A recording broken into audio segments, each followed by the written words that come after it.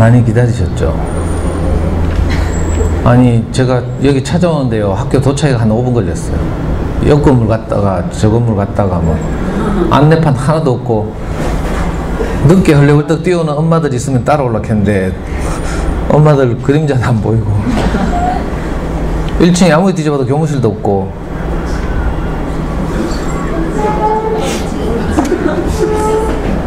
여기 에어컨 안 돼요? 에어컨 틀었습니다. 좀 틀어주세요. 지금 폭염 경보인데. 아니 제가 강의하다 보면요 이 더워가지고 말하면 막 더워지잖아요. 그러니까 졸도해요 졸도. 어머니들 추워도 좀 참아야 돼요. 아우 더워라. 저는요 오늘 초등 저학년 맞죠? 초등 저학년 자기주도학습 영역을 담당하고 있는 김상도라고 합니다.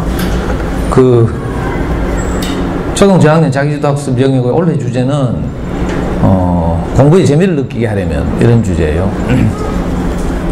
근데 이거 공부의 재미를 느끼게 하려면 이게 너무 범위가 넓고 또 어렵고 이렇죠. 실현 불가능한 주제를 정해놔가지고 근데 이제 범위가 너무 넓어서 다시 교육청에서 작은 주제를 4수로 나눴어요. 그 중에 하나가 첫 번째 주제가 평생 공부의 미천을 마련하는 초등 독서. 두 번째 주제가 뭐더라? 스스로 공부하는 아이를 키우려면. 세 번째 주제가 사교육 없이 자녀 성장을 돕는 학부모. 네 번째 주제가 뭐 기초학습력 신장을 돕는 부모의 코칭 뭐 이런 거예요. 그래서 저는 오늘 여기 우리 태암초등학교 처음 오고요. 그래서 첫 주제를 가지고 정해진 시간 동안 말씀드리도록 하겠습니다. 저 칠곡에 거의 안 가본 학교가 없는데 태암초등학교는 처음이에요. 옛날에 제 젊을 때 운전면허 시험장 와보고 처음이네. 바로 옆에 붙은 거 어디 갔노? 아까 보이던데. 뭐야?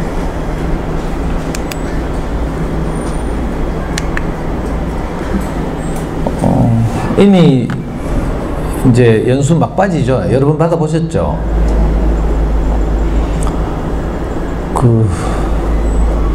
지금까지 이제 뭐 도움이 되는 말씀을 해주신 여러 스님들 오셨을 텐데, 이제 저희들도 이제 1년에 한 번씩 교육청에 모여가지고 이제 연수도 받고 이러거든요. 전문가들로부터 도움도 받고 이러는데, 우리 반에 이렇게 강사님들 모여있는 반이 있거든요. 25명인가 이런데, 보니까 거의 절반은 교직에 오래 계시다가 은퇴한 교장 선생님, 그리고 나머지 절반은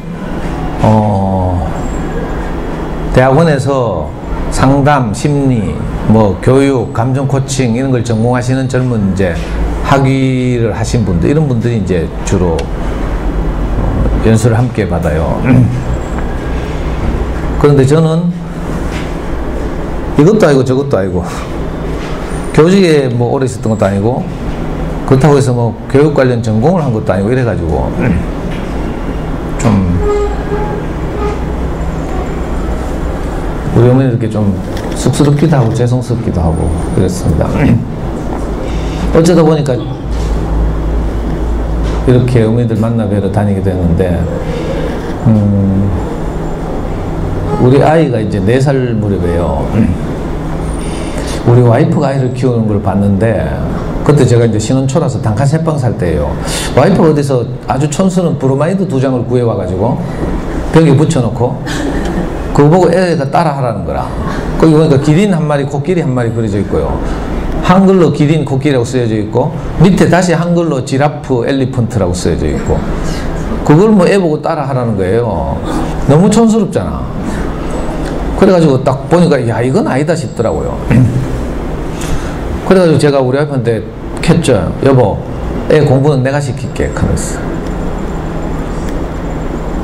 이 공부 때문에 애 키운다고 고생하는 엄마들 이렇게 많은 학교 가면요, 벌써 제가 4살 때 애를 내가 공부시킨다고 뺏었다 하니까 오악 하면서 막 박수치는 학교도 있고. 우리 대한민국 엄마들은 별로 고생은 안 되나 봐요. 그냥 퇴연하시네요. 그래가지고 4살 때 제가 아들 하나밖에 없거든요. 4살 때 아이를 뺏었어요. 그래가지고 제가 이제 공부시키려고. 근데 막상 큰 소리는 쳤지만, 본능적으로 저건 아니다 싶었지만, 그래도 막상 뭘 하려고 하니까 아무것도 모르잖아요. 그래서 제일 먼저 이제 제 어린 시절을 떠올렸죠. 제가 어린 시절 양육받은 경험이 있으면 그대로 하면 되니까. 근데 제가 어린 시절 떠올릴 때마다 항상 첫 장면이 뭔가 하면, 제가 초등학교 1학년 때인데, 그 전날 밤에 이제 엄마는 섬유공장에 일하러 가셨고요. 밤일 하러 가셨고, 노동자였는데, 아버지는 폐병 환자였어요. 그래서 시립의료원에서 이제 치료를 받다가 내성이 생겨서 약이 더 이상 안 듣는 거예요. 그래서 치료 불가능 판정을 받고, 이제 집으로 퇴원해 와서, 우리 삼형제에게 희망을 걸고 이제 공부시키고 집에 계실 때죠. 그 전날 밤에 분명히 초등학교 4학년인 형 공부를 열심히 시키고, 제가 초등학교 1학년 때니까 동생 6살 이랬는데, 어느 아침에 아니고 그날 아침에 갑자기 형이 막 울면서 저를 깨워요. 아빠 죽었다 하면서. 그래 우리 삼형제 벌떡 일어나고 보니까 진짜 아빠가 옆에 돌아가신 거예요. 그래가지고 막 우니까 이제 주인집 아주머니 오셔가지고 우리를 주인집으로 옮기고, 삼형제를 엄마 회사에 연락해가지고 장례 절차가 진행됐죠. 제 어린 시절 첫 장면하면 이게 제일 먼저 떠올라요. 그러니까 그 후로 이제 저는 양육을 받은 경험은 전혀 없고 방치된 거죠. 이것도 이제 형편이 점점 어려워지니까 초등학교 4학년 무렵 되어서는 이제 엄마가 삼형제를 도저히 돌볼 수가 없어서 엄마는 공장 기숙사 들어가고 우리 삼형제는 친척집에 하나씩 보내줬어요. 그 덕분에 저는 이제 전국에 있는 초등학교를 이렇게 친척집을 전전하다가 6군데를 다녔는데, 그리고 우리 삼형제는 아무도 중학교를 진학을 못했어요. 그러니까 와이프 앞에 내가 아이를 키우겠다고 큰 소리는 쳤지만 아무것도 모르잖아요. 사실은 양육받은 경험도 없고. 이래가지고 할 수 없이 저는 뭐 했는가 하면 그 당시 대구에서 제일 큰 서점 뛰어갔잖아요. 시내 제일서적이라고. 거기 가면 지하 1층에 육아 코너가 있어요. 막 큰 책장 2책장 가득히 자녀교육 지침서들이 쫙 꼽혀 있어가지고 저는 닥치는 대로 거기 있는 육아서적을 거의 다 읽었어요. 특히 제목에 영재자 들어간 책 그리고 서울대자 들어간 책. 왜냐하면 제가 공부를 제대로 못한 게 제일 아쉬웠거든요. 내가 중학교라도 갔더라면, 또는 고등학교라도 갔더라면, 아버지가 계셨더라면 내가 지금보다 훨씬 나아졌을 텐데, 제가 그때 그렇게 생각한 거죠. 30대 초반의 젊은 나이였으니까. 여러분들도 그러실 텐데, 저도 우리가 아이를 키우다 보면 가장 간절한 마음이 뭔가 하면, 내가 겪었던 내 인생의 아쉬움을 우리 아이는 겪지 않았으면 좋겠다, 이거죠. 엄마들은 보니까 지가 발레하고 싶었는데 형편한테 못한 엄마들은 꼭 딸 낳으면 발레 시키더라고. 그러니까 발레학원 가면요, 원장쌤이 꼭 얘는 다리가 잘 찢어져요 이렇게 한다니까. 그렇게 하면 그거 꽂혀가지고 엄마들 6학년 때까지 발레 시키잖아. 저는 이제 내가 공부를 참 원 없이 하면 거짓말이고, 하여튼 학교를 다니고 싶었어요. 학교만 다녔더라면 내가 날았을 텐데, 늘 이런 생각이 있어서. 근데 이제 못 다녔잖아요. 제대로 공부할 기회가 제게 안 주어진 거죠. 그러니까 이게 제 인생에서 그때 제일 이제 큰 아쉬움이라고 생각해서 어찌하든지 이놈은 이제 공부를 잘 시켜야 되겠는데, 근데 어떻게 키워야 될지 모르고, 이러니까 이제 서점 나가가지고 이제 닥친 대로 육아서적 읽은 거죠. 저는 진짜 그때 고생했어요. 아무한테 물어볼 데도 없고 이래가지고. 우리 엄마들은 굉장히 쉽게 정보를 얻더라고. 어떤 엄마들은 뭐 산후조리원부터 연락처 주고받더라. 우리 연구소에서 지금 여름 캠프를 가는데, 지리산에 유명한 지리산 생태탐방연수원이라고 이제 국립공원관리공단에서 만든 연수원이 있어요. 거기 이제 150명이 지금 여름 캠프를 가는데, 어떤 학교에서 제 강의를 듣던 분이, 가족들이 저를 생판 모르면서 한 번 딱 듣고, 무슨 초등학교더라? 세 가족이 신청을 했어요. 제가 전혀 모르는 분들이죠. 그래가지고 이제 단톡방에 다 초대를 해서 이제 돈은 언제까지 내고 뭐 이런 얘기 하는데 또 보니까 원래 우리 연구소 단골 엄마하고 이번에 처음 신청한 엄마하고 아는 사이예요. 단톡방에서 와 언니 웬일이고 하고 막 그래서 내가 하도 궁금해가지고 둘이 어떤 사이인데 하니까 산후조리원 동기라 하거든요.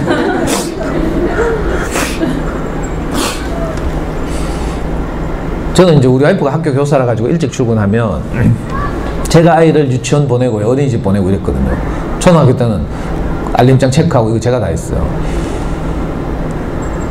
유치원 보낼 때 보니까 어린이집 보낼 때도 그렇고 엄마들은 자기들끼리 모여가지고 처음 이제 유치원 학기 초에는 그 전문가들이 애들 막 안 가려고 떼쓰고 이러면 막 같이 울면 안 된다고 냉정하게 등 돌리고 돌아서라 하죠. 애들 적응 엄마한테서 이제 떨어지는 연습을 해야 되니까. 그리고 처음에 학기 초에 며칠은 냉정하게 엄마들이 돌아서서 자기 집으로 올라가 버리더라고. 그리고 좀 익숙해져서 이제 애들도 이제 적응하니까 그다음부터는 이제 막 노란차 떠나갈 때 막 손 흔들면서 빠이빠이 하고 막. 처음에는 그 엄마들 자기 집에 빨리 올라가가지고 부족한 잠 주무시는 분도 있고요. 아니면 뭐 밀린 연습극 다운받아 보는 분도 있고 막. 근데 좀 지나니까요. 이번에는 노란차 지나도 떠나가도 안 올라가고 엄마들 자기들끼리 모여가지고 수다 떨고 막 이러대.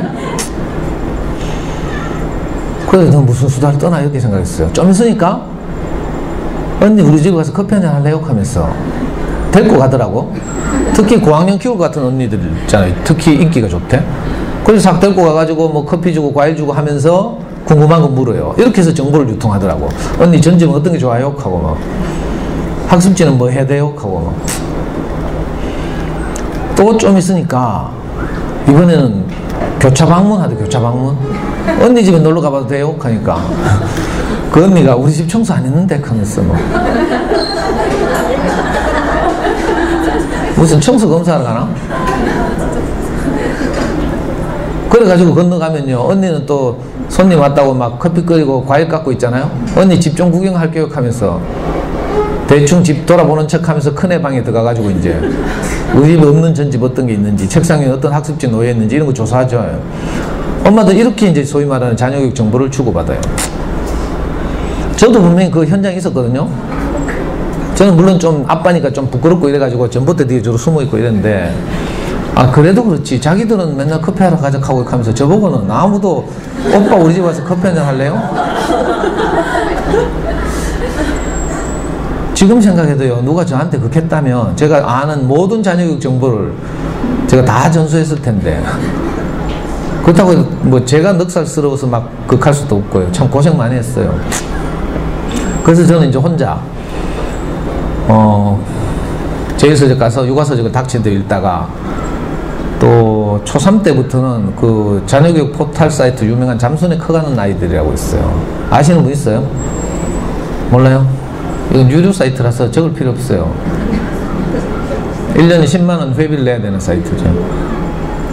그리고 한 달 결제도 안 돼. 6개월에 6만원.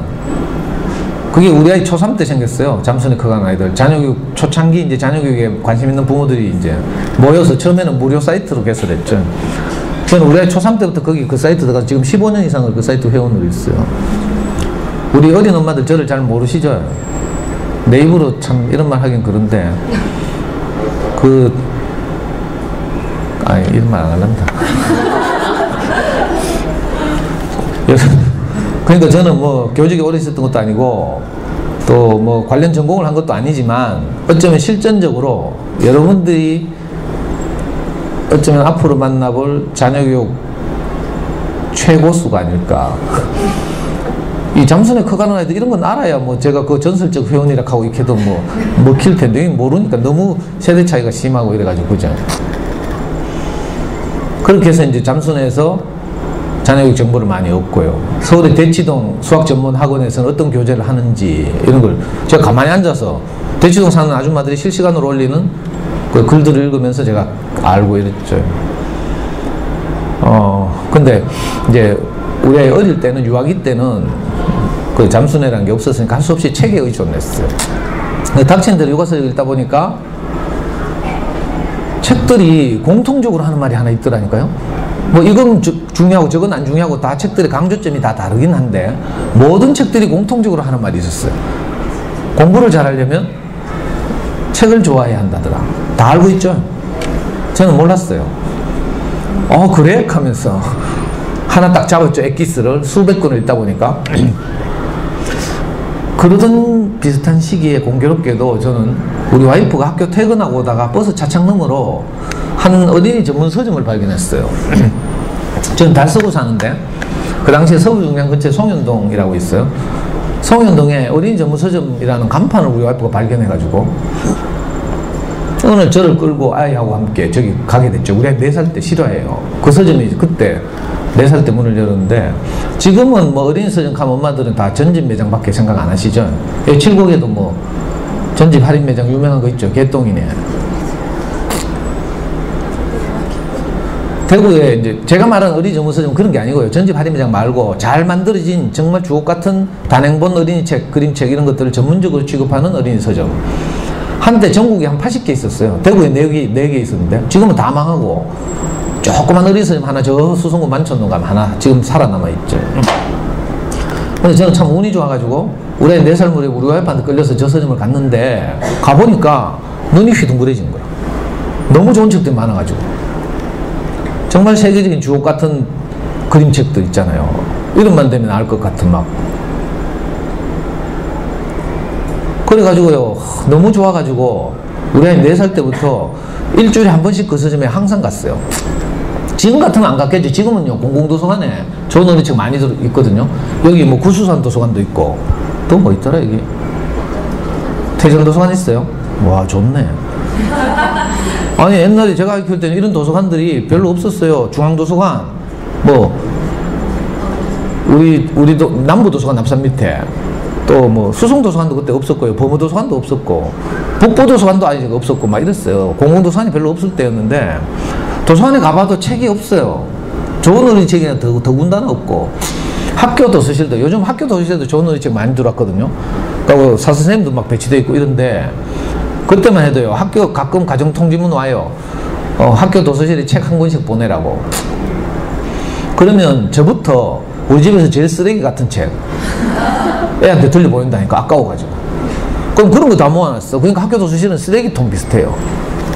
그래서 할 수 없이 이제 아이하고 어린 서점을 직접 다니면서 저는 갈 때마다 그때 형편이 넉넉지 않았어요. 단칸 3방 살았다고 했죠. 근데 우리가 다른데 이제 돈을 지출하지 않고 어린 서점에 일주일에 한 번씩 가는데 갈 때마다 10만 원 정도 책을 샀어요. 그때 그림책 한 권에 5,000원, 6,000원 이렇게 했어요.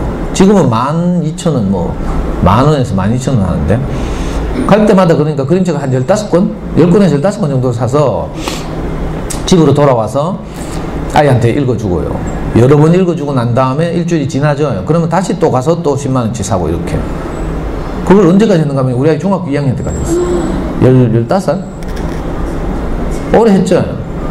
정말 제가 바쁜 날은 못 간 주도 있긴 있었어요. 근데 거짓말 안 보태고 거의 뭐 그 서점에 갖다 바친 돈이 수천만 원대 수천만 원. 물론 그 나중에 다 본전 다 뽑았죠.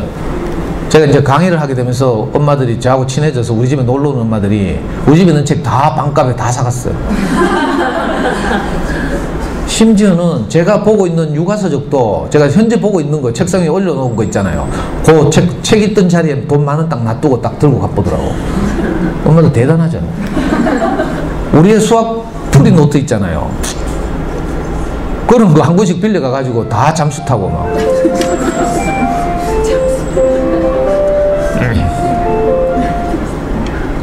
근데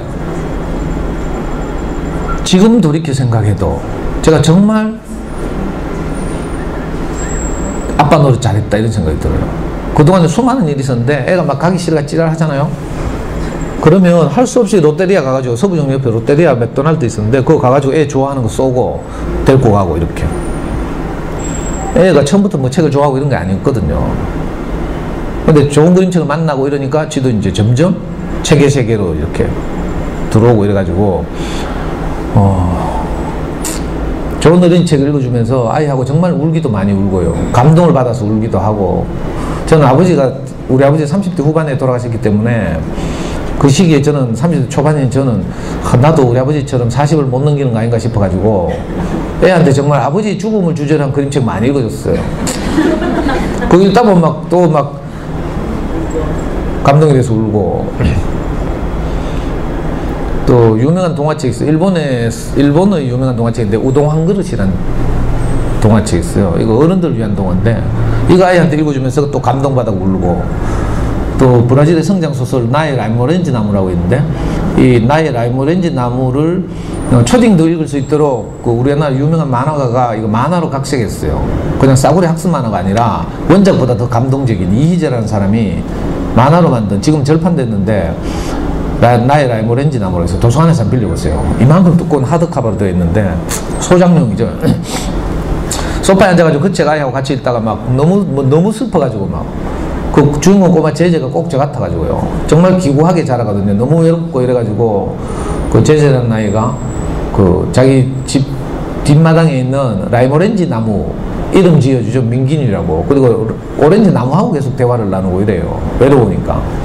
그러다가 참 운 좋게 자기 인생의 멘토가 될 어떤 아저씨를 만나죠. 보르투크 아저씨라고 만나서 의지하고 이렇게 사는 이야기인데 그게 너무 감동이 되고 그 꼬마 제재가 꼭 어릴 때 져갖고 막 이래가지고 그래가지고 아빠 울면 또 아이도 따라 울고 막 우리 앞에 설거지하다 갑자기 뛰어와가지고 놀래가지고 둘이 싸우고구나 싶어가지고 근데 와보니까 아니 책에 감동을 받아가지고 자기 아들하고 남편하고 울고 있거든. 그러니까 그 모습을 본 와이프도 감동을 받아가지고 같이 세 식구 막 부둥켜하고 울기도 하고요. 이러면서 참 우리 아이는 행복한 어린 시절을 보냈어요. 물론 이건 제 입장이죠. 우리 아이 이야기 들어보면 좀 다를 수도 있는데 그렇다고 해서 막 제가 좋은 아빠냐 그렇진 않아요. 아이를 키워보니까 제가 정신병이 하나 있더라고. 충동조절장애라고. 여러분들도 다 있죠? 아이 키우는 사람에게만 있는 이 고질병이 있어요. 그래가지고 저는 특히 수학 공부 같은 거 시킬 때 막 뚜껑이 막 열리고 막 이러죠. 그러면 애 막 뭐 아유 제가 이거 다 이야기하려고 하면 시간이 없으니까 생략해요.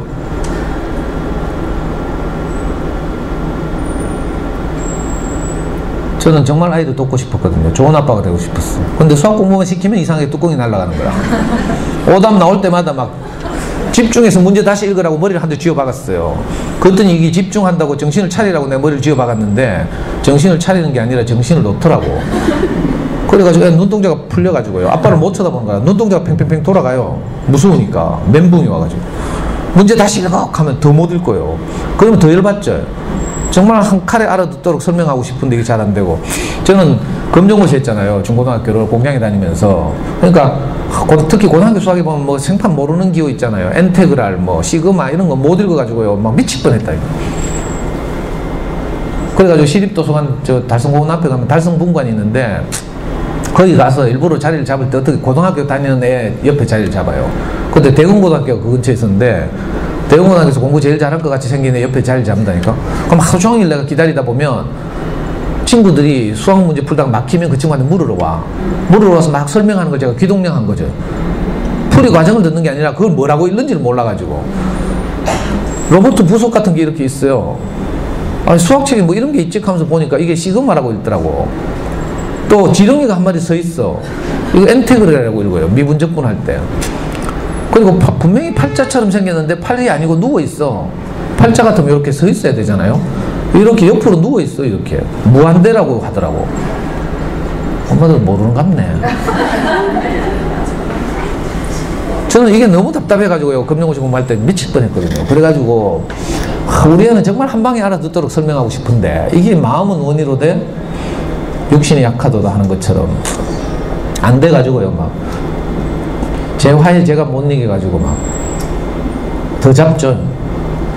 이게 나중에 진짜 조절이 안 되잖아요. 그러면 풀리던 문제집 뚫뚫 말아가지고 머리통 때리다가 또 더 열받으면 이제 문제집 몇 장 째가지고 우겨가지고 쓰레기통에 쳐박으면서 니 같은 건 공부할 자격도 없어 하면서. 어머님도 그런 놈마다 많은데 아직 저학년에서 잘 없나? 고학년 되면요 극하고 안 울고 막 기분 꿀꿀하니까 지방에 가져와요. 밤에 가만히 앉아서 생각해보면 내가 미친년인갑다 싶어가지고 내일 아침에 일하면 꼭 내가 정신과에 상담받으러 가봐야지 하면서. 어떤 엄마들은 또 정신과는 무슨 전과자 되는 줄 알고 막 쫄아가지고 정신과는 또 너무 하닥하면서 정신과 말고 그냥 일반 상담센터 한번 가봐야지 이렇게 생각하는 엄마도 있고. 근데 정신과 가도요, 이게 사이코가 풀타임 사이코라야 정신과 가도 효과가 있어요. 그러면 신경안정제를 먹거나 항우울제를 투여받거나 이러면 되거든요. 풀타임 사이코라 해야 되는데 이 우리가 아이를 키우면서 일어나는 증세는 맥시멈 2시간 파트타임 사이코라서 약물 치료가 안 돼요. 2시간이면 맨정신 돌아온다니까 멀쩡하게. 그러면 수습해 수습. 저는요 쓰레기통에 처박았던 문제집 다시 꺼내가지고 펴고 째진 거 있으면 스카치테이프 붙이고 이제 원상복구 시킨 다음에 애들은요 뭘 제일 싫어하는가 하면 엄마 아빠가 자기를 포기한 듯한 이런 말 하면 정말 싫어하고 두려워하고요. 너무 미안하잖아요. 협박한 거죠 협박. 그래가지고 다시 문제집 원상복구 시킨 다음에 애 방에 찾아가가지고 무릎 꿇고 애 손잡고 뺨을 비비면서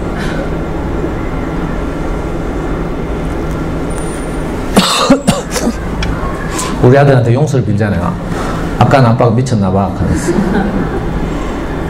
아빠가 불안해서 그랬어. 있는 그대로. 여러분도 그렇죠? 아이를 키우다 보면 이상하게 우리 안에 원인을 알 수 없는 불안감이 우리를 덮쳐요. 왜 불안한가 하면요 앞이 보이지 않아서 그렇죠. 물리적으로 말하면 밤에 불안해요. 운전해보라니까. 고속도로 운전 밤에 그럼 속도는 빠른데 시야가 잘 안 보이죠. 그럼 불안해요. 밤에 공동묘지를 갈 때 예를 들면 밤이 불안해. 무슨 공포영화 보고 나서 밤에 화장실 가라 해도 좀 그렇잖아요. 그러니까 왜 불안한가 하면 우리 아이의 인생이 앞날이 보이지 않기 때문이죠. 우리 아이가 좀 자라서 행복해졌으면 좋겠는데 우리 행복이 뭔지를 모르니까 일단 공부라도 잘하면 행복할 가능성이 높을 거야 뭐 이런 식으로. 좋은 대학 좋은 직장을 가면 우리 아이가 행복할 거야 이런 생각을 하는 거죠.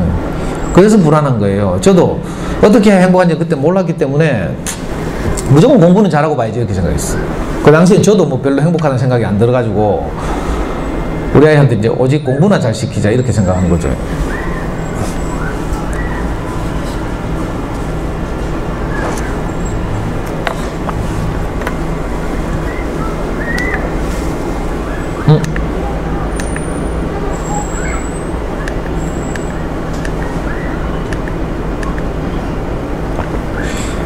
이거 인증샷이에요, 인증샷.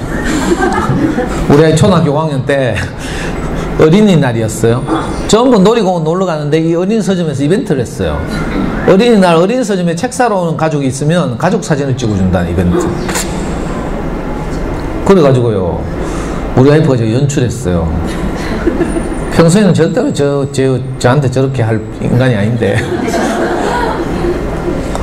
아이고, 얼마나 제가 미우면 커피 태워달라고 하면요 일부러 진하게 태워준다니까. 일찍 죽으라고. 근데 전날은 저 연출해가지고 우리 애는 쪽팔린다고 그렇게 고개 쳐박고 있고요. 우리 초등학교 5학년 때 이야기예요. 그래서 저는 수학 공부 시키면서 많이 잡았거든요. 그거 진심으로 빌고요. 그렇지만 좌절하지 않았어요. 잠깐만 위에 옷 좀 벗고 할게요. 더워가지고 눈이 자꾸 떨려요. 마그네슘 부족인가?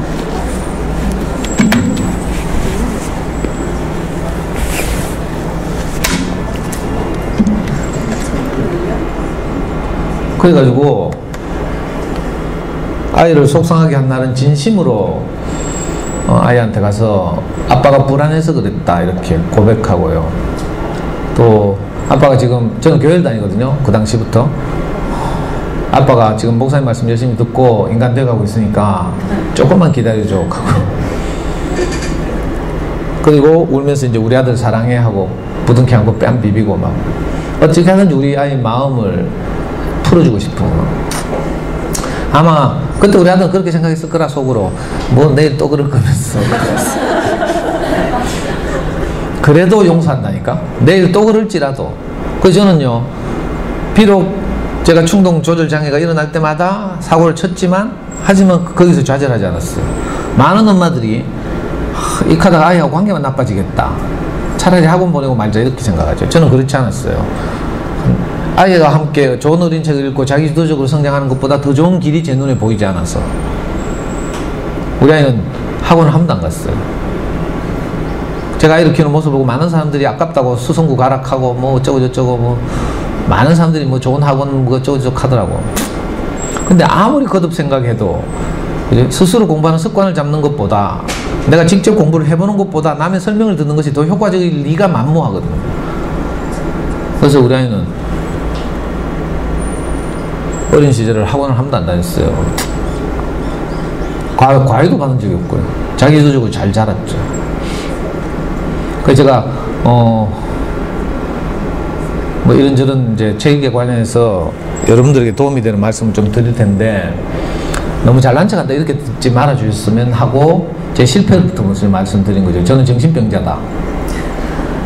중증 충동 조절 장애 증세가 있다.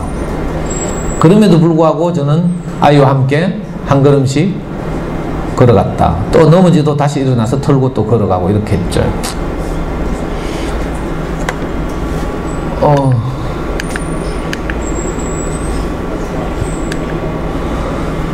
그렇게 하다 보면 좋은 어린 책을 계속 읽어주고 하다 보면요, 그 공부에 필요한 어떤 요소들이 자라요.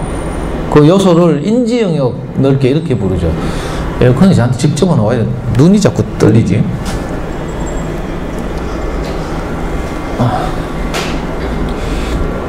우리 애들이 공부를 하는데 필요한 요소 중에 가장 중요한 게 생각하는 힘이거든요. 생각하는 힘. 사고력이라고 부르죠. 생각하는 힘, 또 독해력, 창의력, 집중력 뭐 이런 게 필요해요. 어휘력 이런 것들은 우리 눈에 잘 보이지 않고요. 또 단원 평가나 기말고사로 측정하기가 어려워요. 그래서 어떤 분은 이걸 숨은 실력이라고 불렀어요. 단원 평가나 기말고사로 측정되는 실력이 있어요. 이건 학교 성적이죠. 근데 학교 성적보다 더 중요한 게 뭔가 하면 숨은 실력이에요. 숨은 실력. 왜냐하면 자라면서 점점 이제 공부할 범위도 넓어지고 이러니까 정작 아이들에게 나중에 중고등학교 시절에 동기가 부여되었을 때 공부를 하는데 필요한 어떤 요소가 자라야 되는 거죠.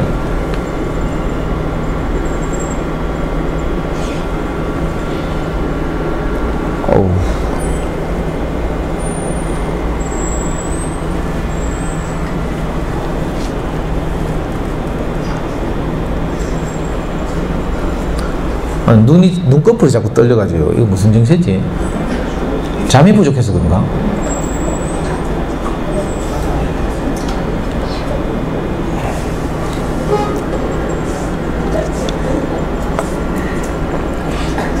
근데 좋은 어린이책을 읽다 보면요, 이런 요소들이 자꾸 자라요. 이게 신기한 일인데, 제가 눈 감고 이야기하더라도 너무 저 인간 우리를 무시한 거 이렇게 생각하지 마세요. 자꾸 오른쪽 눈이 떨려. 에어컨 바람이 직접 와서 그런지 뭐 하여튼 이거 마치 콩나물이 자라는 거 비슷해요. 콩나물 시루에서 콩나물 자란 거 보면 물을 막 위에서 붓져요. 천으로 이렇게 덮어놓고, 근데 밑에 구멍이 뻥뻥 뚫혀 있고 뭐 나무 같은 걸 받쳐놨어요. 물이 빠지도록. 그러니까 우리가 얼핏 보기에는 물이 다 빠져나가는 것 같은데 사실은 다 빠져나가는 건 아니고요. 콩이 물을 머금고 있다가 콩나물이 자라는 거죠. 마치 좋은 어린이책을 읽으면 이상하게 읽고 나면 별거 없는 것 같죠. 근데 아이들의 어떤 것이 자란다니까. 여러분들이 이걸 엄마들이 잘 몰라가지고 길게 보고 우리 아이의 그릇을 넓혀주는 작업을 잘 하지 못하고 지금 당장 작은 그릇에 뭐 자꾸 내용을 집어넣죠. 그릇을 채우려고 하는 노력을 해요. 근데 그렇게 하면 안 되고 어린 시절에는 특히 그릇의 크기를 넓혀주는 작업을 해야 돼요. 내용을 채우는 작업을 할 일이 아니라는 거죠. 그게 이제 공부에 필요한 인지 영역의 요소들. 이거 몬테소리 여사가 한 이야기예요. 한 어린이가 전인적 인간으로 잘 자라는 데는 크게 세 가지 영역의 그 균형 있는 발달이 필요하다. 첫 번째는 신체적 건강이죠. 행동 발달. 이건 당연히 어머니들 신경 쓰실 테고, 두 번째가 이제 인지 영역의 발달이에요. 세 번째는 정서적 안정. 이런데 이 세 가지가 균형감 있게 자라야 되거든요. 어린 시절에 인지 영역의 발달을 우리가 도울 필요가 있는 거죠. 근데 어떻게 하면 발달하는가? 좋은 어린이책을 꾸준히 읽고 책의 맛을 알면 돼요. 그러면 이상하게 학습에 필요한 여러 요소들이 자라요. 엄마들은 이게 불안해가지고 또 책 읽고 나면 막 옆에 뛰가가 또 묻잖아. 그리고 주인공 오게 되는데 하고 뭐. 책 읽으니까 니 뭐 깨달았노 하고 뭐. 앞으로 공부 열심히 해야 되겠나 안 해야 되겠나 하고 동생하고 사이 좋게 지내야 돼 안 돼 하고 뭐. 이렇게 하고 있으면 김새요. 비유하자면 여러분들이 지금 송혜교한테 빙의해가지고 태양교회를 열심히 보고 있어. 송중기에 막 얼굴이 떠오르고 있는데 남편이 짜잔 하면서 텔레비 앞에 와가지고 송중기하고 내 중에 누가 잘생겼어 이렇게 사면 기분이 어때요? 차마 말 못하겠죠. 이거하고 비슷해. 애들 책 읽고 나면요 책이 아이에게 영향을 미치거든요. 여러분들 지금도 책 읽어보라니까. 그러면 어린 시절도 생각나고요. 가끔씩 책을 덮고 또 회상에 빠지고 막 이러죠. 이런 과정이 뭘 자라게 하는 거예요. 근데 우리가 불안하니까 쫓아가서 묻는 거라 신뢰가 없으니까. 좋은 어린이책은 아이를 자라게 한다. 여기에 대한 신뢰가 없으니까 문제를 막 만들어서 묻고 막 독후활동 한다 해서고 막. 엄마들이 이렇게 뭐 질문하고 이런 게 또 힘들잖아요. 질문을 만들기도 어렵고 책을 다 읽어봐야 되니까 피곤하죠.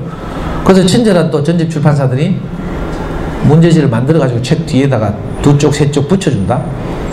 그리고 동네 언니들이 또 막 이런 책이 좋은 책이라고 막 급죠. 그럼 또 순진한 우리 어린 엄마들이 이런 책 좋은 책인 줄 알고 막 사재줘요. 제가 오늘 보고 말 거니까 노골적으로 말할게요. 이런 책은 책이 아니고 교재, 싸구려 문제집이 있어. 집에 그런 거 많죠? 미안해요. 그게 아니라 좋은 어린이책은요 저절로 아이를 자라게 해요. 영향을 미친다니까. 책이 하는 일이 뭐예요? 내가 미처 다 경험하지 못한 것이지만 내게 자꾸 영향을 미치는 거죠. 그래서 아이들의 어떤 것이 자라요. 저는 여기에 대한 분명한 확신이 있어요. 그래서 이제 여러분들을 설득하고 싶은 거죠.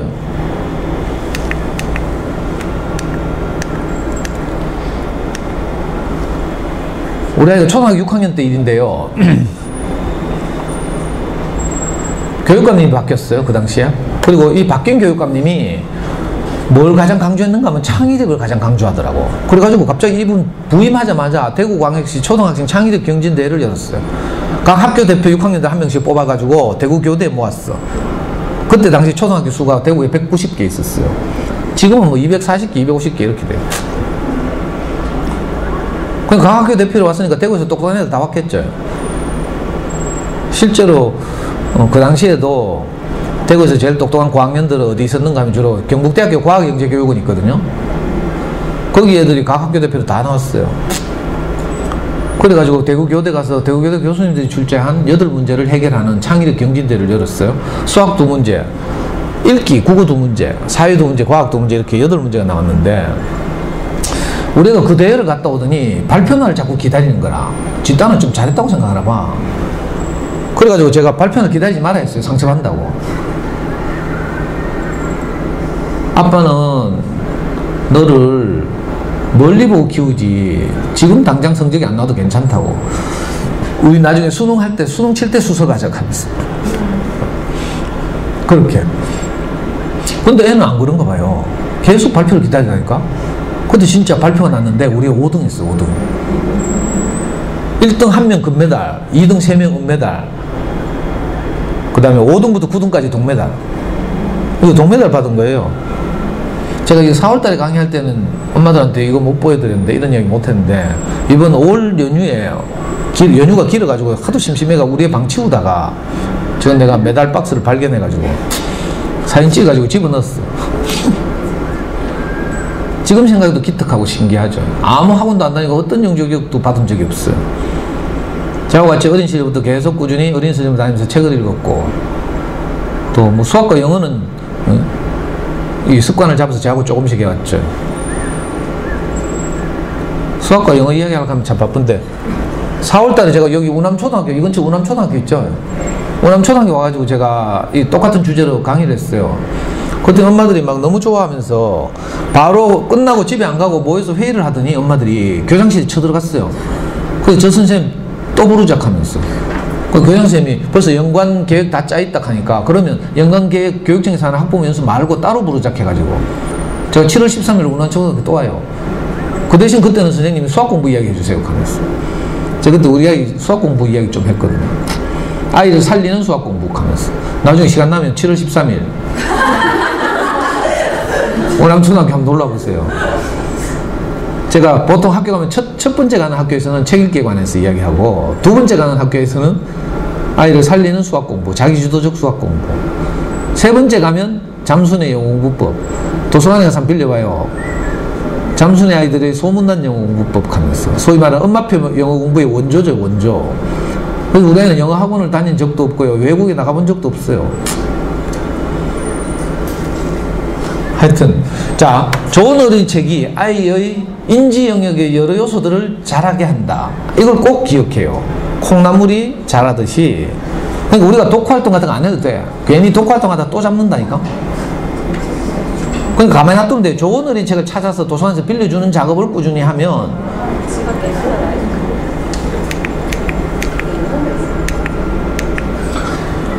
자, 안타깝게도 현실은 그렇지 못하죠. 엄마들 책 읽기가 중요한 건 모르는 사람이 어디 있겠어요, 대한민국에. 푸르미 닷컴 다 가봤죠? 푸르미 아빠가 워낙 영향을 크게 미치기도 하고요. 제가 우리 아이 초등학교 3학년 때인가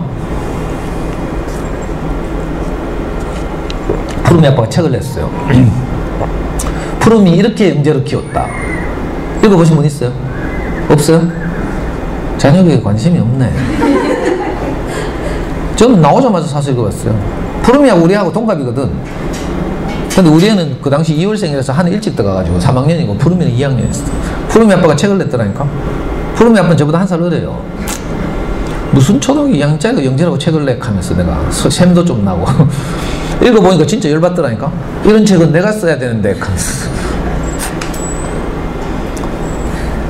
푸르미 아빠가 푸르미하고 푸르미 동생을 유치원도 안 보내고 유치원 교육비 가지고 책을 사서 읽혔대. 근데 책을 산 게 아니고 집에 방문하는 웅진 아저씨를 계속, 웅진 아저씨가 추천하는 전집을 계속 받아서 닥친 대로 읽었대. 그래가지고 뭐 애가 영재가 됐다고 책을 낸 거죠. 딱 읽어보니까 좀 미안한 말이 유명하니까 좀 내가 까도 되겠지 뭐. 책 읽기가 중요하다는 걸 온 대한민국에 알린 큰 공헌을 했음에도 불구하고 사실은 좋은 어린이책인지 뭔지는 몰라가지고 전집, 그래가지고 온 대한민국 엄마들이 특히 어린 때 겁먹어가지고 다 전집 사줬죠. 그 책이 중요하다는 걸 대한민국 엄마들 다 알고 있어요. 근데 수능 시험 딱 치러 가보면요, 여러분들 대부분 수능 세대인데 수능 국어고사장 딱 가보면요, 8절지로 16쪽인가 문제가 주어져요. 긴 지문 주어지고 문제 달랑 3문제 달려있어요. 지문 읽기도 벅찬데 또 문제 풀려고 가보면 또 다시 지문으로 돌아가래. 기억부터 미음까지 밑줄 친 것 중에서 그죠? 그 의미가 다른 것을 하나 고르시오, 뭐 이런 문제가 나와요. 그럼 다시 지문으로 돌아가서 기억 또 다시 읽어보고 니은 다시 읽어보고 막 숨 헐떡이면서 겨우 3문제 풀어요.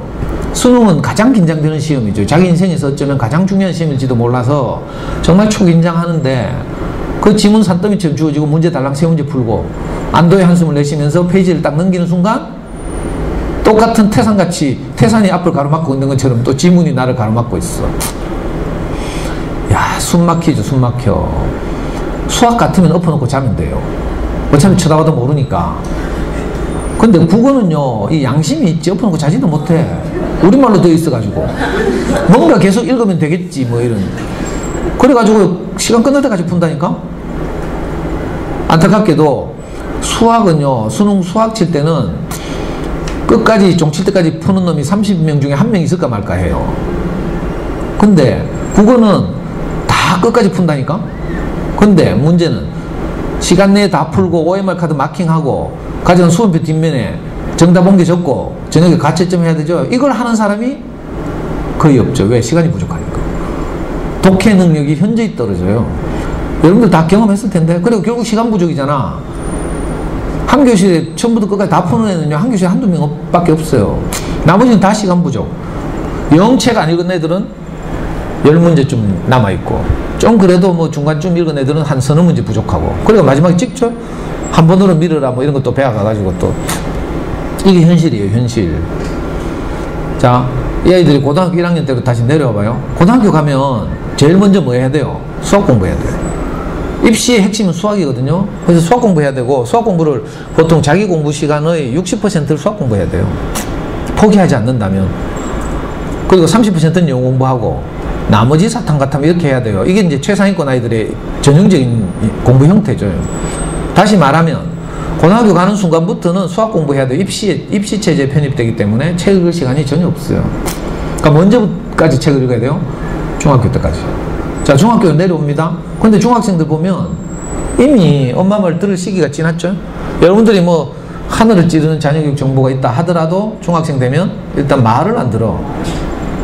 엄마 내 인생 내가 알아서 할게 하고 문 쾅 닫고 들어가 뿐다니까. 그러면 뭐 이건 직접 경험해 봐야 돼요. 여러분도 아직 경험 안 해봐서 모르겠죠. 문 쾅 닫고 들어가면 문 앞에서 내 다리가 저절로 풀린다니까. 그리고 스르르 연속극 안 봤어요? 스르르 무너지는. 이제 때리지도 못해. 저도 우리 아이 중3 때 한 대 때리려고 하니까요. 내가 진짜 열받아가지고 있는 힘을 다해서 스윙을 했는데 뭐가 턱 걸리더라고. 그래서 이 새끼 아빠가 때리는데 마각 하면서 나머지 손으로 또 확 하는데 또 턱. 네가 지금 아빠가 지금 때리는데 네가 마각 하면서 손 안 놓나 하면서 막 손 빼려고 내가 막 발버둥을 치니까 애가 막 아빠 정신 차려 하면서 나를 벽으로 밀어붙여. 중학생 되면 이제 더 이상 그 천연적인 부모의 권위로는 먹히지 않아요.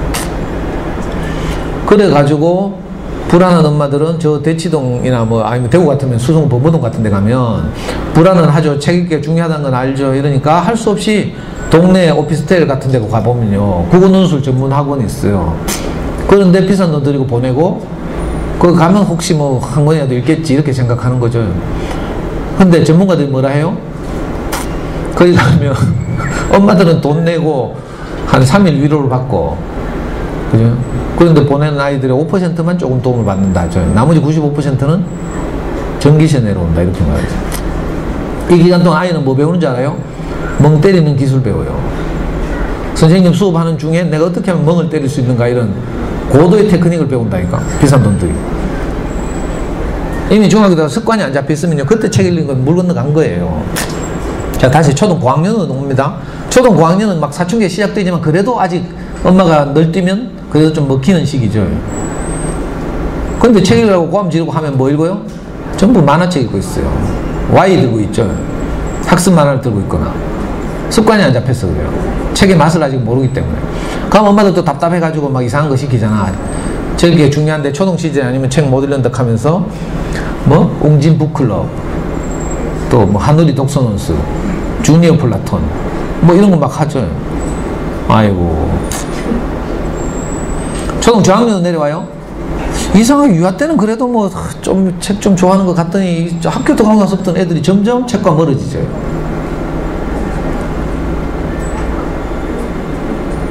그리고 또 학교 가면 막 시험도 치고 이제 단원평가 치고 뭐 기말고사 치고 이렇게 하니까 엄마들 불안하니까 뭐 해요? 지금 이제 기말고사 기간이 점점 다가오니까 이제 점점 불안해지죠.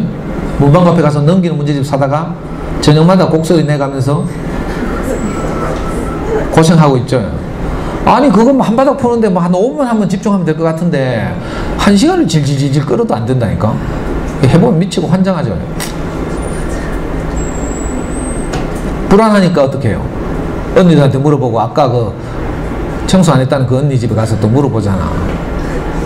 그래가지고 언니들이 그러면 뭐 해락하죠. 구몬 수학 해락하고 막 눈높이 국어 해락하고 장원 한자 해락하고 막 그러면 그런갑다 싶어가지고 막 열심히 학습지 하고 있죠. 아유, 이 어린 시절은요, 아까 말했듯이 길게 보고 그릇의 크기를 키워줘야 돼요. 근데 그 작은 그릇 속에 자꾸 뭘 담아 이러면 안 된다니까. 학습지 하면 또 동네마다 교원 언니도 있어가지고 교원 언니들이 꼬시면 또 빨간 펜도 할 거 아니야. 전과목 학습지 하면서 막. 문제집이나 학습지를 하는 것은 아이의 실력을 향상시키는 것이 아니라 아이가 가지고 있는 실력을 확인하는 거예요. 모든 문제집의 용도는 있는 실력을 확인하는 것이지 없는 실력을 잊게 만드는 게 아니라고요. 여러분들 공부해봤으면 알 거 아니에요. 문제 풀잖아. 오답 나오잖아요. 오답 처리하죠? 고등학교 때 다 했죠? 내일 풀면 맞아요. 근데 한 달 후에 풀면 또 틀려요. 독일의 유명한 교육학자가 말했죠. 에빙하우스라는 사람이 망각곡선이라는 걸 말했어. 지금 아이들이 학교에서 수업 듣잖아요. 1시간 지나면 80%를 잊어버리고, 저녁 되면 90%를 잊어버리고, 토요일 되면, 주말 되면 95%를 잊어버리고, 한 달 지나면 99%를 잊어버리고. 이 망각곡선이죠. 그래서 망각을 하지 않으면 반복해야 돼요. 그러니까 문제집을 풀고 이런 걸로는 실력을 향상시킬 수 없어요. 실력을 향상시키려면 뭐 해야 돼요? 개념 공부를 해야 돼요. 수학 같으면 수학 교과서에서 시키는 대로 수 나누기, 수 모으기 해보고, 이렇게.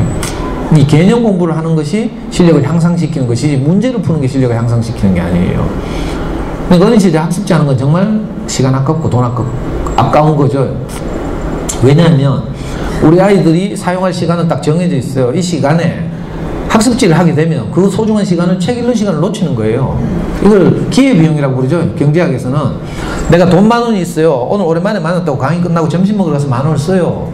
그러면 내가 티셔츠 10,000원짜리 받은 게 있는데 그거 살 기회를 비용으로 지불하고 점심을 사 먹는 거라. 무슨 말인지 알겠죠? 자, 아이에게 있는 시간은 소중한데 시간이 철철 남으면 뭐 문제집도 하고 책도 읽겠지만 그렇지 않잖아요. 가용할 시간은 제한도 있어요. 이 시간에 내가 딴짓을 하면, 그죠? 정말 아이의 그릇을 키워줄 생각하는 힘이나 독해력이나 집중력, 창의력을 자라게 할 소중한 기회를 비용으로 지불하는 거라니까. 너무 아깝죠? 물론 엄마는 불안해서 하는 거 다 알아요. 그래서 내가 함부로 끊자고 소리도 못 하겠네. 옛날에 어떤 엄마가, 범어동 엄마가 제 강의를 듣고 강의 끝나니까 다이어리를 들고 왔어요. 다이어리를 쫙 펼치니까 일주일 달력이 딱 있더라고. 이 스케줄 있죠, 스케줄. 선생님, 이 중에 뭐 끊을까요? 그때는 제가 젊을 때라 가지고 다 끊으라 했겠어요. 그랬더니 그 엄마가 얼굴이 새카매지더니 다음부터 다시는 안 나타나더라고. 제가 근데 철이 없어가지고, 아, 엄마들이 불안해서 하는구나, 내가 이걸 알았더라면, 그죠? 대안이 생기면서 하나씩 끊는 거죠, 사실은.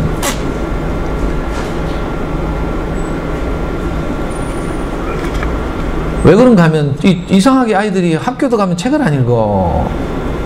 물론 가끔 읽는 애들도 있지만, 대부분 학습만을 들고 앉았고요. 이러니까.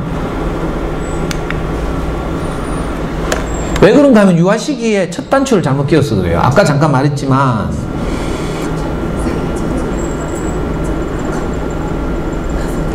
제가 어떤 집 가서 이거 몰래 찍었어요. 집집마다 다 이렇더라니까.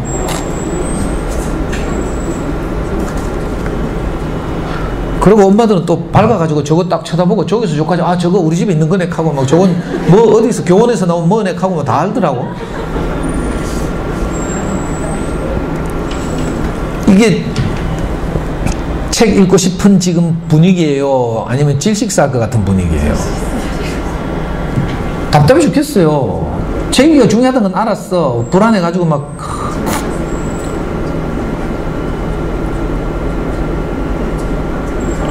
저거 사는데 수천만 원 든다니까? 한 3천만 원 해도요, 표시가 별로 안 나. 방 벽 3면으로 아니면 거실 3면으로 책 해도요, 3천만 원 정도 해도 뭐 별로 표시가 안 난다니까. 근데 겁도 없이 막 적금 깨고 막 이래가지고 막.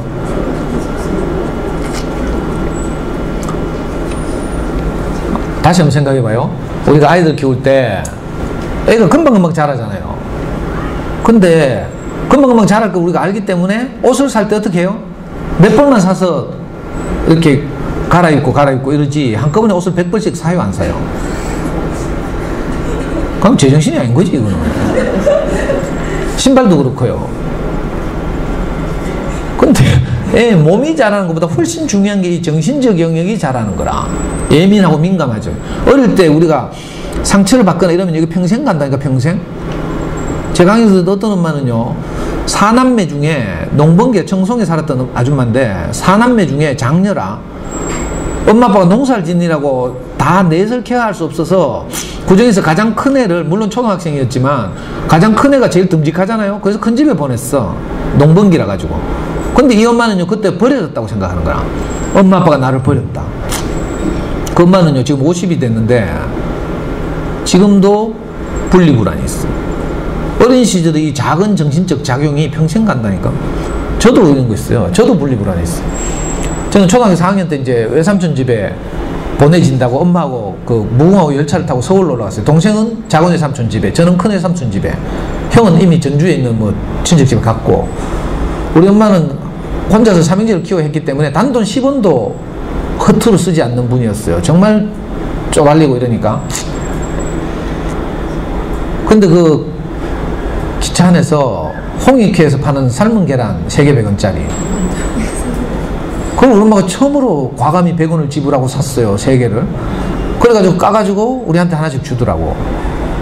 저는 어려가지고 그때 그게 무슨 장면인지 몰랐어요. 그게 뭐 하는 거지? 엄마가 웬일이야? 이렇게 생각했어요. 나중에 제가 어른이 되고 나서 돌이켜 생각하니까, 아, 내가 우리 애 유치원 다닐 때 유치원에서 무슨 캠프 2박 3일 간다 해도 막 눈물이 나고 걱정이 되고, 막 2박 3일 유치원에서 가는 캠프 보내는데도 그랬는데, 우리 엄마는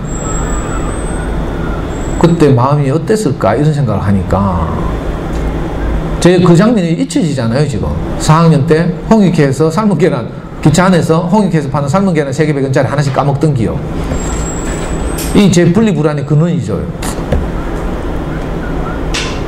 그래가지고요, 저는 성인이 되고 나서도 우리 와이프한테 전화를 했는데 전화를 안 받잖아요. 그러면요 한 100번도 계속 한다니까, 받을 때까지. 안 받잖아요. 한 9번 10번 해도 안 받잖아. 뭐 아예 뭐 저는 꺼놓고 뭐 술 마시고 있겠지, 예를 들면. 그러면 내가 돈다니까.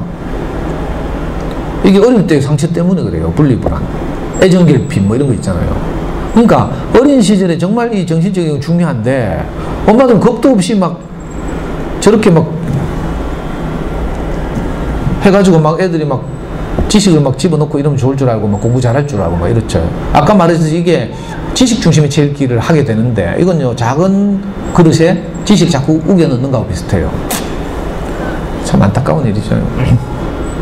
이것도 또 제가 젊을 때는 한 10년 전만 해도 제가 다 갖다 팔아라 했어요. 중고나라 가면 지금이라도 조금씩 값받을 수 있다고. 근데 정말 한꺼번에 한 방에 해결하는 엄마는 딱 한 명 만났어요. 지금 13년 동안 이거 엄마들한테 강의를 했는데, 만천동에 사는 어떤 엄마 딱 한 분이 진짜로 동네에 있는 전집 매장에 전화를 해가지고 우리 집에 있는 책 싹 치워주세요. 이 엄마는 딱 한 번 봤어요. 나머지 엄마들은 못 그러더라고. 그 나중에 보니까 왜 못 그러는가 보니까 이게 쉬운 일이 아니라, 왜냐하면 이거 인테리어가 무너지거든. 아니 저 누구 놀러 오면 그럴듯하게 보이는 이거 인테리어를 잘 해놨는데 저기 뻥뻥뻥 비워봐요. 인테리어가 다 무너지니까 이거, 아 그때서 내가 깨달았어요. 아 이거 한꺼번에 중고나라 갖다 내가 갖다 팔라 할 일이 아니구나. 이것도 내 엄마 마음은 몰라서 그런 거지. 지금은 이제 그냥 좋은 어린이책, 좋은 그림책 사면 산 만큼 빼라고 했죠. 그러면서 교체해 나가면 되죠.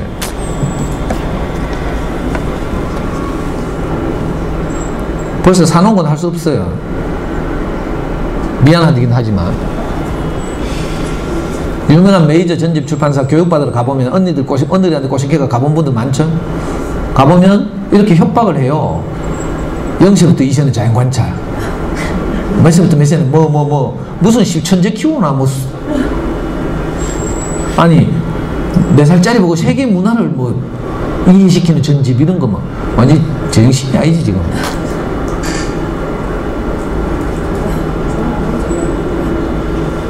다섯 살 6살짜리 보고 막 경제나 역사를 공부하래. 왜 하는 줄 알아요? 경제나 역사가 수능에서 가장 어렵거든. 그래서 문과 해보면요, 문과에서 11과목 중에서 사탐 11과목 중에 선택하게 돼 있거든요. 제일 선택 안 하는 게 경제하고 한국사예요. 요즘은 한국사가 필수로 돼 있지만 얼마 전까지만 해도 한국사는 서울대에서만 필수로 요구했어요. 그래서 서울대 지원할 가능성이 있는 애들은 다 한국사를 해야 돼. 그러니까 공부 못하는 애들 한국사면 어떻게 돼요? 다 밑바닥 깔아주는 거지? 고등급제 하에서. 그러니까 한국사 피하고요. 경제는 난이도가 높아서 피하고 이런 거라. 그리고 제일 쉬운 거 고르죠. 한국지리, 사회문화, 윤리 이런 거 하죠. 그래 놓으니까 경제나 역사가 어렵다는 소문이 나가지고 미리 애들 수능 걱정하는 엄마들의 불안감을, 그죠? 이용해서 마케팅 하는 거예요. 그래서 사회탐구 전집, 과학탐구 전집 하면서 이 어느 출판사에서 나왔더라? 대유행을 했잖아요. 잠순에서도 얼마나 막 엄마들이 하는지. 그리고 문제집 책 뒤에 보면 막 문제 몇 장 붙여가지고 막 무슨 수련장처럼 해놓고 막. 그리고 간혹 동화책 있죠. 창작하면서 창작 동화 세계 명작하고 지랄. 책이 창작 아닌 책이 어디 있어요? 다 창작이지.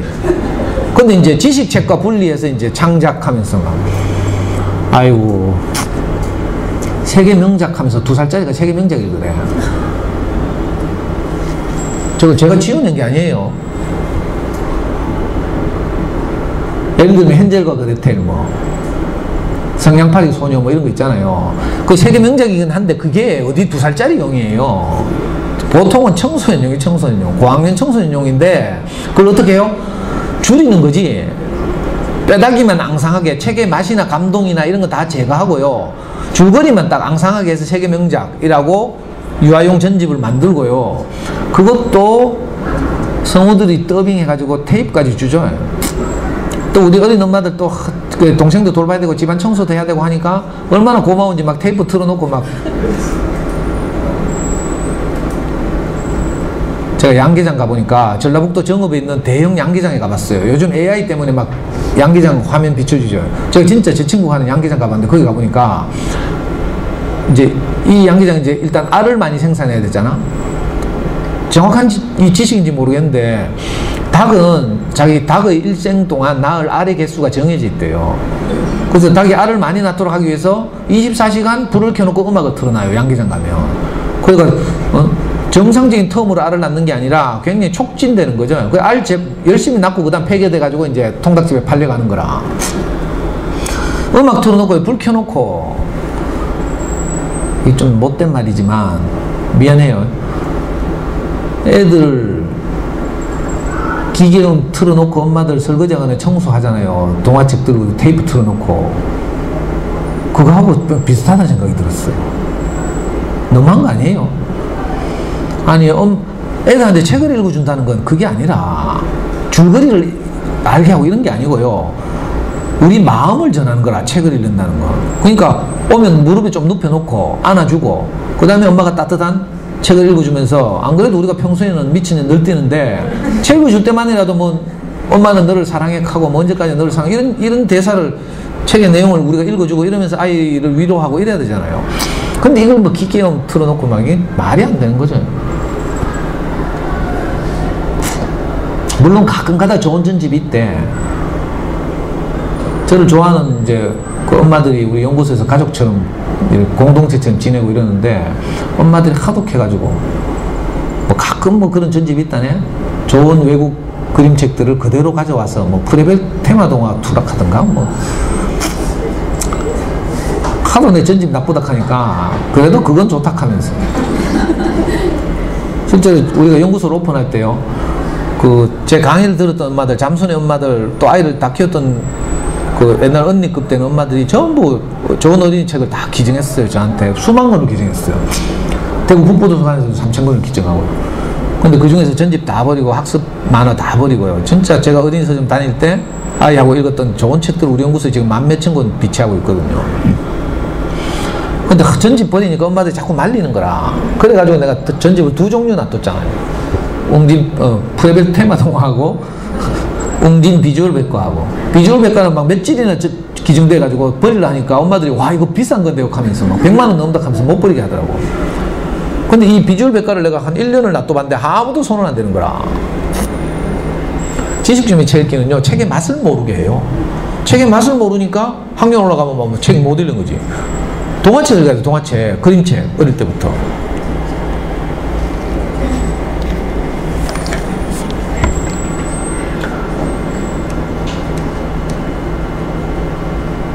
제발.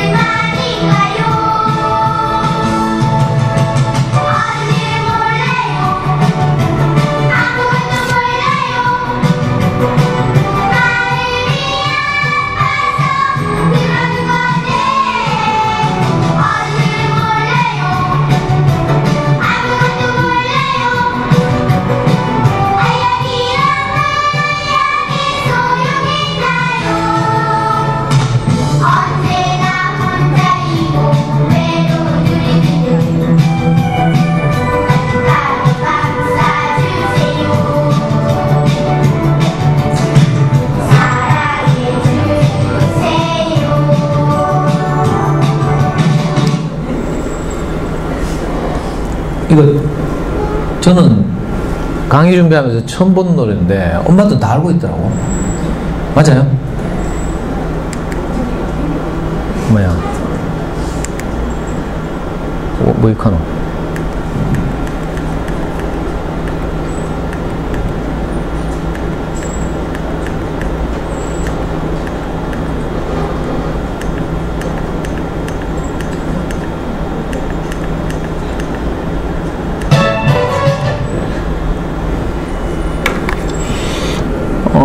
우리가 이제 학습에 너무 이렇게 치중하다 보니까 지식 중심의 체육을 자꾸 하게 된 거죠.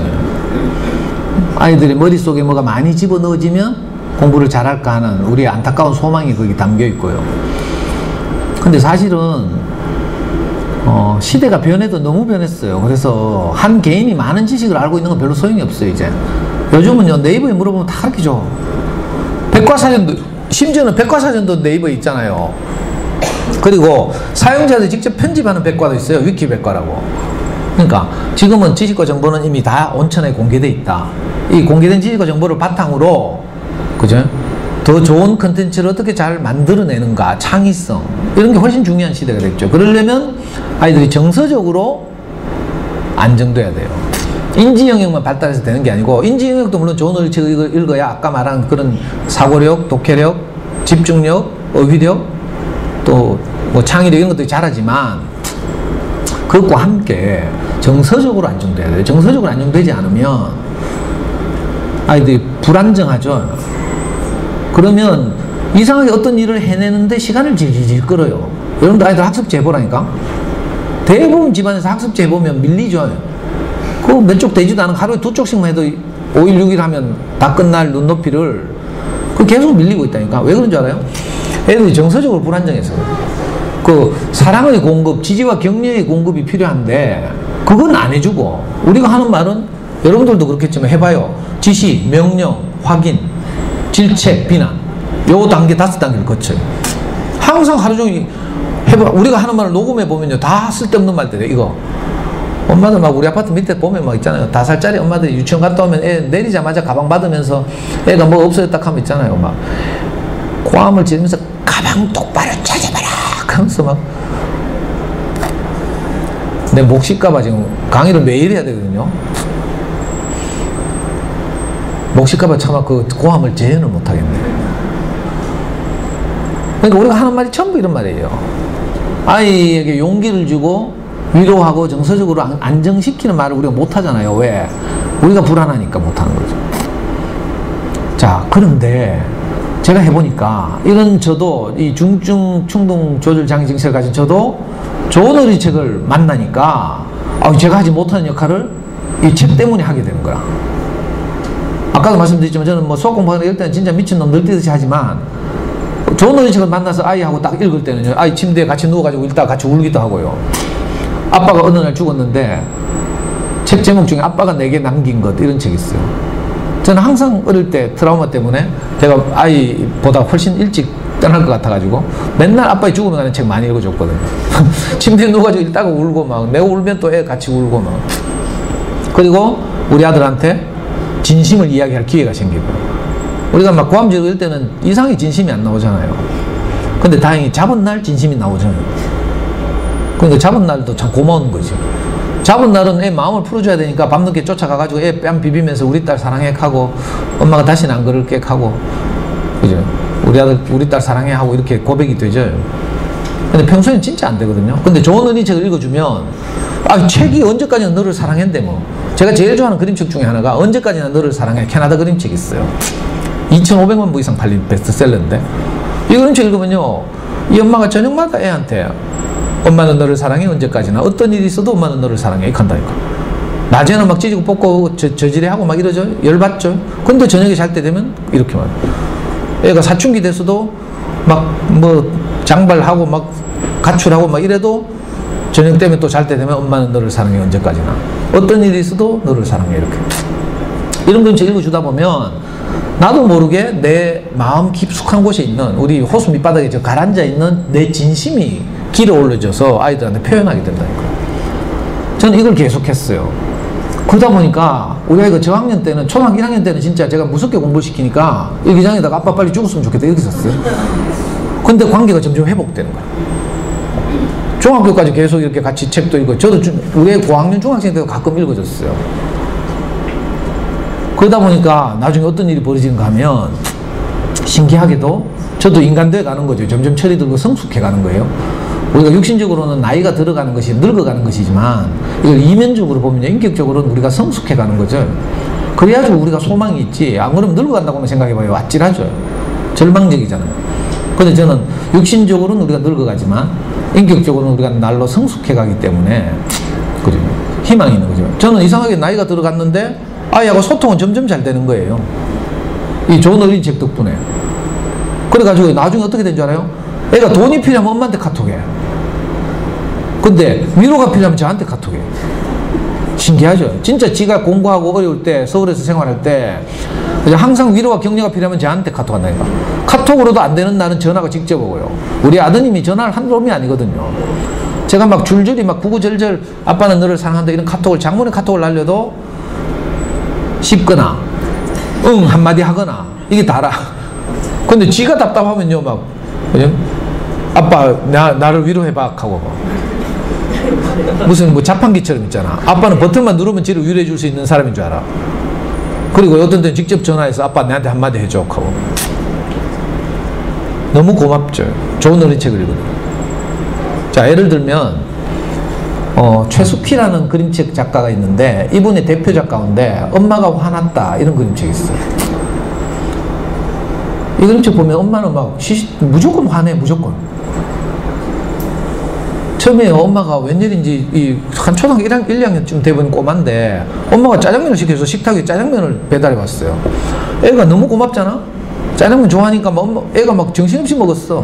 엄마가 자기가 시켜줘 놓고 정신이 먹고 있는데 갑자기 와가지고 고함을 지르면서 이게 뭐고 하면 식탁 다 엎질러 놓고 막 초등학교 1학년이 짜장면 먹는다고 하면 생각해봐요. 막 단무지도 엎지르고 간장도 엎지르고 뭐 짜장면 온데 다 튀고 얼굴에 막 떡칠을 하고 막. 근데 엄마가 짜장면 시켜줬잖아. 그리고 열심히 먹고 있어. 1학년이 먹으면 당연히 그 정도는 예상해야 되는 거 아니에요? 근데 갑자기 막 뛰어와가지고 거품을 물고 막 하니까 애가 막 놀래가지고 갑자기 자존감이 툭 떨어지는 거야. 영문도 없이 혼나니까. 짜장면 얼굴에 범벅대고 이랬으니까 이번에 목욕탕에 가서 목욕했어. 목욕탕에 들어가서 혼자 목욕하는 거야. 엄마는 뭐 다른 일 하고 있게. 목욕하러 들어갔는데 혼자 목욕하는 것도 참 의젓하게 뭔가 기분 좋은 일이죠. 그래서 막 거품 풀고 이래가지고 막 열심히 했는데 초등학교 1학년 때 거품이 양이 조절돼요. 그러니까 온 목욕탕에 막 비누거품으로 떡칠을 한 거지. 거기다가 평소에 엄마가 목욕탕 청소하는 걸 봤어. 그래가지고 또 뭐 청소 도구 꺼내가지고 막 목욕탕 바닥 막 밀고 막 이렇게 하고 있어요. 막 너무 재밌는 거라 얘는. 근데 엄마는 목욕하러 켰는데 이게 아무리 해도 안 나와. 그래가지고 또 쫓아가지고 목욕탕 문을 열러 보더니 목욕탕이 완전히 깽판돼 있거든. 그러니까 또 막 지랄하는 거라. 그러니까 애가 또 자존감이 툭 떨어져요. 또 좀 있으니까 이번엔 좀 조신하게 놀아야지 하고 엄마 마음에 들게 놀아야지 하고 크레파스 꺼내가지고 스케치북에 그림을 그리는 거야. 근데 애가 상상력이 막 한참 뛰어날 때 아니에요. 초등학교 1학년이니까. 스케치북이 너무 좁아. 그리고 옆에 보니까 벽이 넓게 있네. 그리고 벽지 위에다 막 그림을 그려가지고 막 화려하게 정말 그림을 잘 그렸어요. 근데 엄마가 또 와보디만은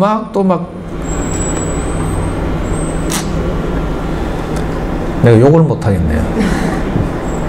그러니까 애는 영문도 모르고 뭐 사사건건 혼나는 거라. 그 자존감이 하늘을, 그죠? 자존감이 점점 툭툭 떨어지죠. 최숙희 작가는 이걸 절묘하게 애 자존감이 낮아지는 걸 보고 애가 크기가 작아진다 이렇게 묘사했어요. 한 번 혼날 때마다 크기가 작아지더니 나중에 애가 없어졌어. 너무 작아져가지고. 그제서야 엄마가 정신이 번쩍 들어가지고 울면서 이제 찾아서 댕기죠. 짜장면집에도 가보고 막 온데 다 목욕탕도 찾아보고 막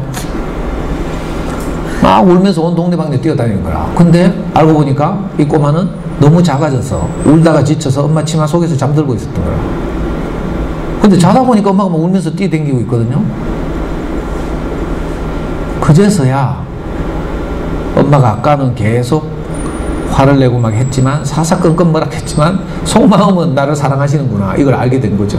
그러니까 둘이 끌어안고 막 울고 아까 엄마가 미안했어 하고 막 우리가 하던 버전이죠. 자, 우리 꼬마들이 이 책을 읽는다고 한번 생각해 보자고요. 그러면 어떻게 돼? 바로 주인공 꼬마하고 자기하고 우리 꼬마들하고 동일시 되죠. 자, 문제는 동일시다. 동일시. 몰입해 들어가려면 동일시가 필요해요. 무슨 말인지 알겠어요? 여러분들은 송혜교하고 동일시됐기 때문에 태양의 후예를 그렇게 아니 작년에 진짜 태양의 후예 할 때 저한테 모르는 사람한테서 카톡이 길게 왔어요. 수요일 목요일 아빠들의 행동 요령 하면서 수요일 목요일 본방사수를 하려고 엄마들은 10시부터 방송을 하는데 9시부터 예민해져 있대. 그래서 미리 다 치우고 정리해놓고 막 이런데 그러니까 무조건 우리는 어떻게 해야 돼요? 저녁 먹고 9시 전에 들어가서 안방에서 찌그러져 있어야 되는 거야. 근데 그 긴 문자의 백미가 뭐였는지 알아요? 본방이 끝나고 11시가 됐다고 안방에서 튀어나오면 안 된대.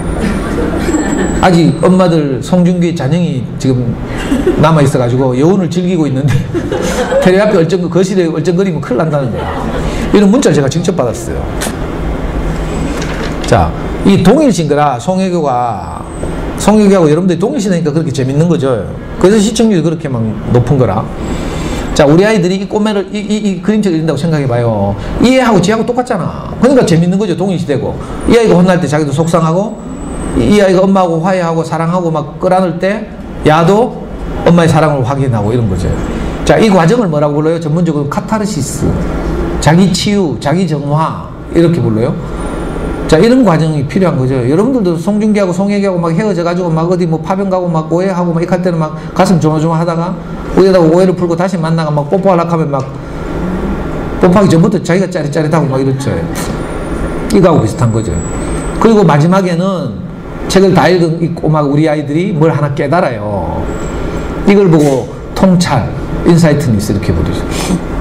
뭘 깨닫는가 하면 다 이래서 하네 이렇게 깨닫죠. 다 이래서 하네 이거 굉장히 중요하다니까. 내만 이래 이러면 정말 절망적이거든요. 근데 다 이래서 하면 좀 위로가 돼. 이건 농담이에요. 애가 다 이래서 하니 이것도 깨닫겠지만 더 중요한 건 우리 엄마의 속마음은 나를 사랑하셨구나 이걸 아는 거죠. 그래야지 엄마에 대한 신뢰가 회복되죠. 그러니까 좋은 어린이책, 좋은 그림책들은 이렇게 우리의 관계를 회복시켜줘요. 저도 지금 생각하니까 제가 그렇게 막 공부할 때는 무섭게 하고 이랬지만 좋은 어린이책을 계속 아이하고 읽고 소통하면서 이제 아빠의 마음을 계속 표현한 거죠. 그러니까 시간이 흐를수록 이상하게 관계가 좋아지더라고요. 어릴 때는 제가 진짜 이런 마음을 켰어요. 네가 100점 맞으면 아빠가 너를 사랑하고 한 개라도 틀리면 네 뒤진다. 내가 늘 이런 마음으로 아이를 키웠다니까. 근데 제가 점점 철이 들어가고 저도 성숙해 가는 거죠. 아이를 키우는 과정에서. 그러니까 나중에 어떻게 된 줄 알아요? 진짜 어떻게 소문이 잘못 나가지고 제가 좋은 아빠로 소문이 났어요. 그래가지고 토요 아침 마당에 내가 출연했잖아. 우리가 고등학교 때요. 원래는 애도 같이 출연하기로 했는데 애가 쪽팔린다고 안 나간대. 그래가지고 하수민이 저 혼자 나갔어요. KBS 토요 아침마당 KBS에서 하는 거, 대구에서 하는 거. 그래가지고 녹화를 1시간 했어요. 그리고 마지막으로 그 패널이 사회자가 저보고 아드님이 녹화방송 보실 테니까 한마디 하락하더라고. 우리 고등학교 때 제가 유언하듯이 카메라 똑바로 쳐다보면서 진짜 그렇게 말했다니까. 어릴 때는 제가 그렇게 공부 때문에 공부밖에 몰랐는데 나중에 이제 관계가 중요하다는 걸 알게 됐죠. 행복은 관계를 통해서 발생하는 것이다. 이걸 제가 알게 됐어요. 저는 형편과 처지가 좋아지면 행복할 줄 알았는데 그게 아니더라고. 사이가 좋으면 행복해요. 이상하죠? 환경이 바뀌는 건요, 금방 적응해버린다니까? 아파트를 마련한다든지, 예를 들면, 차를 바꾼다든지, 이거 며칠 안 가요. 근데 관계가 좋은 건 너무 신기하게도 거기서 행복이 뭉클뭉클 발생하거든요. 그래서 제가 카메라를 보고 그렇게 진짜 말했죠. 사랑하는 내 아들아, 아빠는 어떤 경우에도 너를 사랑한다. 네가 앞으로 인생을 살면서 이 말을 잊지 않았으면 좋겠다. 내가 유언하듯이 말했어요. 지금 생각도 얼마나 내가 잘 말했는지 몰라요. 그리고 그 이후로 저는 우리 아이한테 계속 이 말을 했어요. 제가 우리 아이한테 가장 자주 한 말이 뭔지 알아요? 아빠는 어떤 경우에도 너를 사랑한다. 이거 있을 수 없는 말이거든요, 사실은. 우리도 다 자기 기준이 있잖아요. 자기 기대가 있고 이러니까 이렇게 하기 어려워요. 근데 제가 나이가 들면서 이상하게 저도 조금씩 성숙해 가면서 제 진심을 표현하게 된 거죠. 아빠는 어떤 경우에도 너를 사랑한다. 네가 어떤 길을 가더라도 아빠는 너를 응원하고 지지할 것이다. 이렇게. 실제로 우리 아이는요, 제가 기대하는 대로 안 가고, 저는 법률가가 되기를 그렇게 원했는데 엉뚱한 길을 갔어요. 근데도 제가 전혀 거기에 대해서 뭐 토를 달거나 의의가 없어요. 네 인생 네 것이니까 네가 어떤 길을 가더라도 아빠는 너를 응원하고 지지할 것이다. 그 유명한 소설가 공지영 알아요? 공지영이 남편을 여러 번 바꿨죠. 그리고 그 바꿀 때마다 아이들이 태어났어요. 그래서 아이들이 배다른 아이들이, 그 중에 큰 아이가 있어요. 이 큰 아이를 향해서 공지영이 한 말이 있어요. 공지영이 그 자기 가족사를 자전적 소설을 썼잖아요. 거기 즐거운 나이집. 제목도 역설적이죠. 그렇게 많은 어려운 과정을 거쳤는데 소설책의 제목이 즐거운 나이집이야. 그 즐거운 나이집에서 자기 큰딸한테 그렇게 말한다니까. 엄마는 네가 어떤 길을 가더라도 너를 응원할 것이다. 이렇게. 소설가도 극하는데 그래. 자녀교육 전문가가 안 극하면 이거 부끄러운 일이죠. 자, 조은의 책을 읽으면 이렇게 도움이 된다니까. 이런 과정을 거쳐서 우리 아이가 수능을 드디어 쳤어요. 이거 수능 성적표, 인증샷.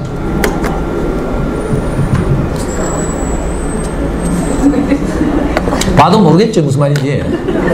그냥 넘어갈게요. 억수로 수능을 잘 쳤다 이 말이에요. 수학과 영어는 100점이고 뭐. 여기 원점수는 안 나와요. 100분이가 100%잖아. 100%. 위로 아무도 없다 이런 뜻이에요. 이 보여요? 여기 100분인데 100분이 수학과 외국어 영어는 100분이가 100%란 말은 위로 없다 이런 뜻이에요. 최고점을 맞았다 이 말이죠. 국어는 96%인가 이렇죠. 위로 몇 명 있다는 뜻이고요. 좀 있다는 뜻이죠. 등급은 같은 1등급이라도 96% 1등급과 100% 1등급은 천지 차이예요. 이 등수가요, 문과 40만 명 중에 한 250등 한 등수예요. 200등에서 250등. 전체적 100분위로 따지면 약 0.05%. 잘했죠? 학원 한 번도 안 갔다니까? 그래서 제가 어머니들 설득하고 싶은 거라. 진짜 어린 시절에 해야 될 중요한 것들이 있다고요. 뭐라고요? 그릇의 크기를 넓혀주는 작업. 이걸 해야지. 지금 단거리 경주하듯이 문제 막 풀고 있을 일이 아니라니까. 그건요, 단거리 경주하는 방식이라. 단거리 경주를 하는데 100m 달리기를 한다고 쳐봐요. 스프린터들이 100m 달리기를 할 때는 벌써 출발부터 자세가 달라요. 출발할 때 스타팅 블록에 발 얹고 딱 엎드려서 총소리를 기다리죠. 그리고 총 쏘자마자 달려서 10초 만에 승부가 나죠. 단거리 경주 같으면. 근데 마라톤 하는 거 한번 봐요. 출발할 때 어떤 놈이 앞에서 뛰거나 아무 상관이 없어. 막 수백 명이 쭉 서가지고, 꺼벙하게 서가지고 그냥 천천히 뛰죠. 그러니까 아이 키우는 일이 이렇게 다를 수 있다니까. 우리 아이가 달려야 될 코스가 마라톤이라면 지금 저학년 때 뭐 해야 돼요? 심폐 능력의 향상, 근력 키우기 이런 걸 해야 돼요. 지금 뛰면 안 돼. 뛰는 시기도 아니고. 근데 꼭 옆집에 보면 마라톤에서 말하는 페이스메이커가 있다니까. 마라톤 전문용어로 페이스메이커라고 있어요. 우승을 관심도 없는 선수인데 상대방의 페이스를 교란시켜. 옆집에 가면 꼭 내 페이스 교란시키는 옆에 애들 있죠. 괜히 불안하게 막 뭐 오만 거 다 해놓고 이래가지고 가만히 있자니 불안하고 하자니 이건 아닌 것 같고 막. 그러니까 잘 살펴보고 페이스메이커들이 옆집에 있으면 피해야 돼요.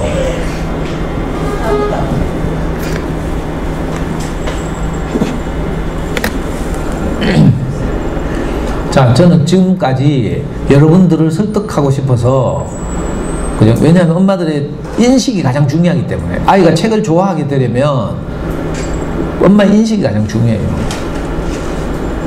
두 번째는 아이에게 여유가 있어야 되죠. 보통 엄마들은 애들 태권도 갔다가 피아노 갈 시간 1시간 남으면 그때 책 읽으라 하죠. 이때는 책 못 읽어요. 짜투리 시간에. 책 읽기는 집중해야 되는 거기 때문에 그게 쉽지 않거든요. 근데 그렇게 시간이 쫓기면서 책을 읽으라고 하면 애들이 대부분 학습만 하들고 있죠. 습관이 안 잡히니까. 책 읽기는 그렇게 하면 안 되고요. 저녁 먹고 밥상 물리고 거실에 탁자 펴놓고 탁자 위에 도서관에서 빌려온 책을 여러 권 쌓아놓고 같이 읽어주고 또 돌려 읽고 뭐 이렇게. 보드게임도 좀 하고요. 1학년 엄마들 같으면 할리갈리 이런 거 좀 해봐. 연필과 종이로 수학 공부만 하면 안 되고요. 할리갈리 알아요? 자, 동물 그림이 그려져 있는 걸 이렇게 뒤집다가 합이 그림, 예를 들면 바나나 그림이 5개가 딱 나오면 먼저 종을 쳐서 카드를 다 뺏어가는 거죠. 이거 하다 보면 저절로 수 모으기, 수 가르기 1학년 때 배우는 거 이게 저절로 돼요. 가끔 가다가 던킨 도너츠 같은 데서 이벤트로 할리갈리 선물로 준다니까, 사은품으로. 사기 싫으면 그런 거 선물로 받아도 되고. 예를 들면 이런 건데, 뭐, 수학 공부에 대해서 궁금하시면 오남초등학교 7월 13일 날.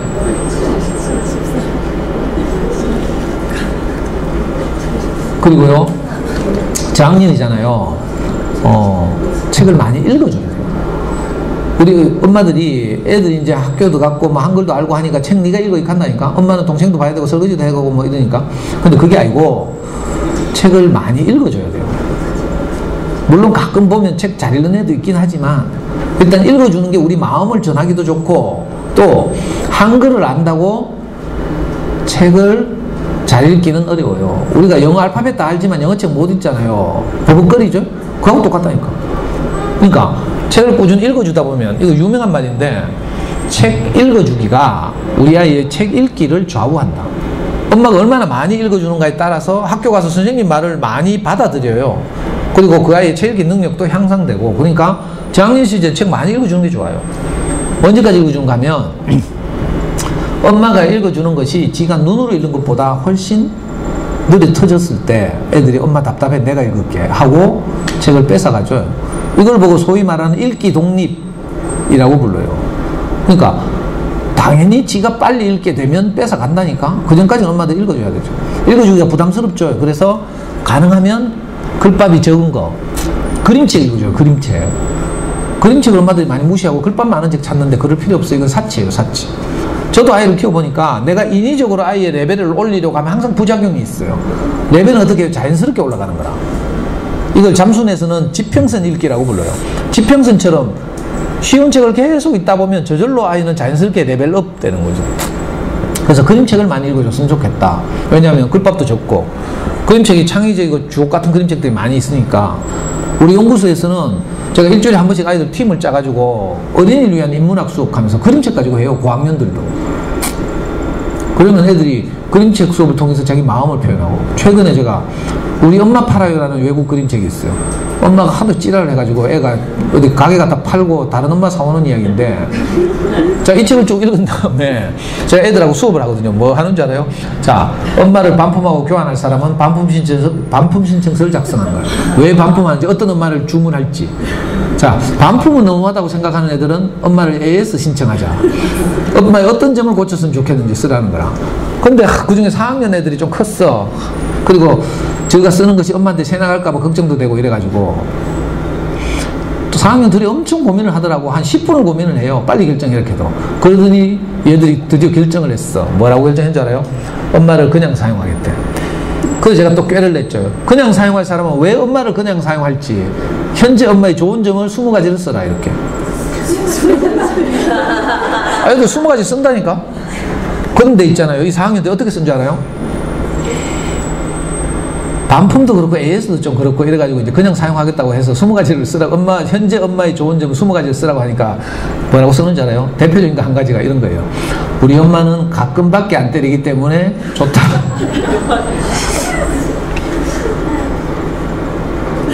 웃기죠?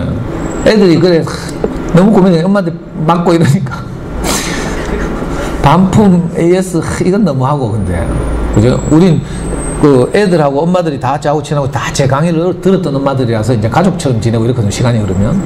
그러니까 이제 분명히 선생님한테 가면 선생님이 엄마들한테 이제 제가 엄마들을 자꾸 혼내니까 애들 좀 잘 대하라고. 그 이제 정보가 이제 흐를 것 같아서 이제 애들이 고민하다가 그렇게 써요. 이게 재밌는 일이죠. 그러니까 그림책을 가지고도 얼마든지 아이들이 마음을 표현하고 하는 좋은 어린이책 읽는 경험을 할 수 있다 이런 거죠. 자, 좋은 어린이책이 문제는 필요하죠. 도서관이나 학교 도서실에서. 시간이 너무 없네요.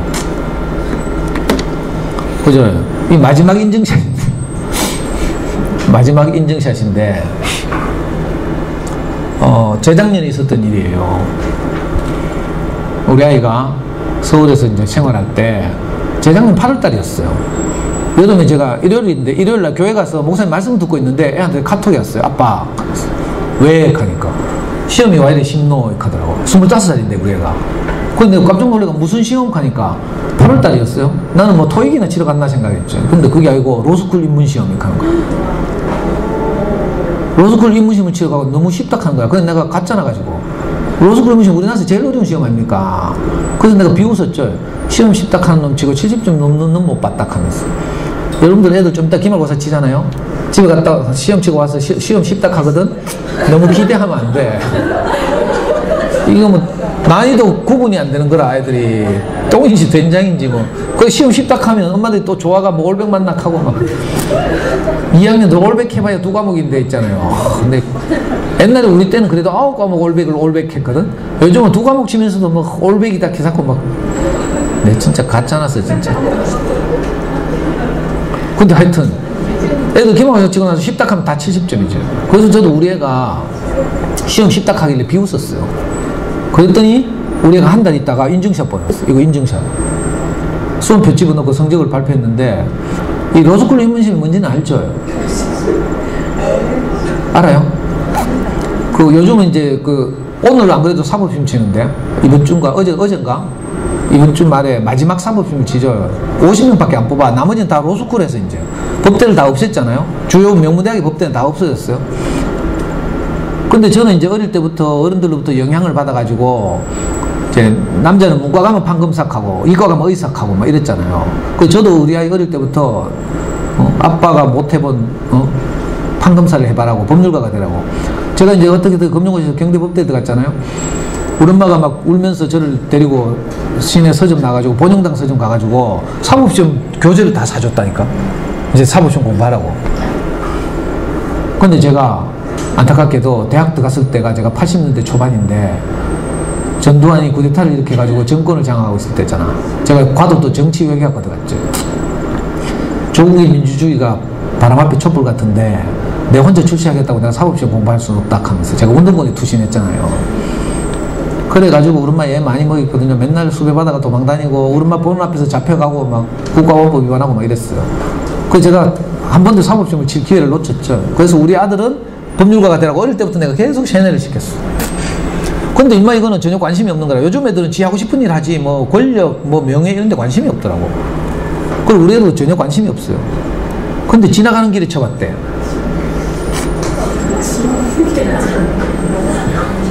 로스쿨 입문시험은요 2과목 딱 쳐요. 언어 이해하고 추리 논증하고 2과목 치거든요. 근데 언어 이해는 왜 갑자기 앞으로 가요? 끝내라고? 40분이 끝이거든요. 아 그래요? 네. 저한테 문자 올 때 보통 12시까지 하라 하는데. 그럼 끝내고 가요? 아니에요. 바빠요? 아니 나 앞으로 오니까 겁이 나가지고 가야 되는가 싶어.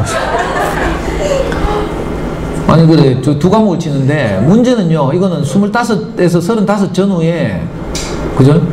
가장 논리적 사고를 하는 청년들이 법률가가 되겠다고 하는 시험이에요. 그죠? 그래서 이건 교재가 따로 없어요. 기출 문제집은 있지만 그죠?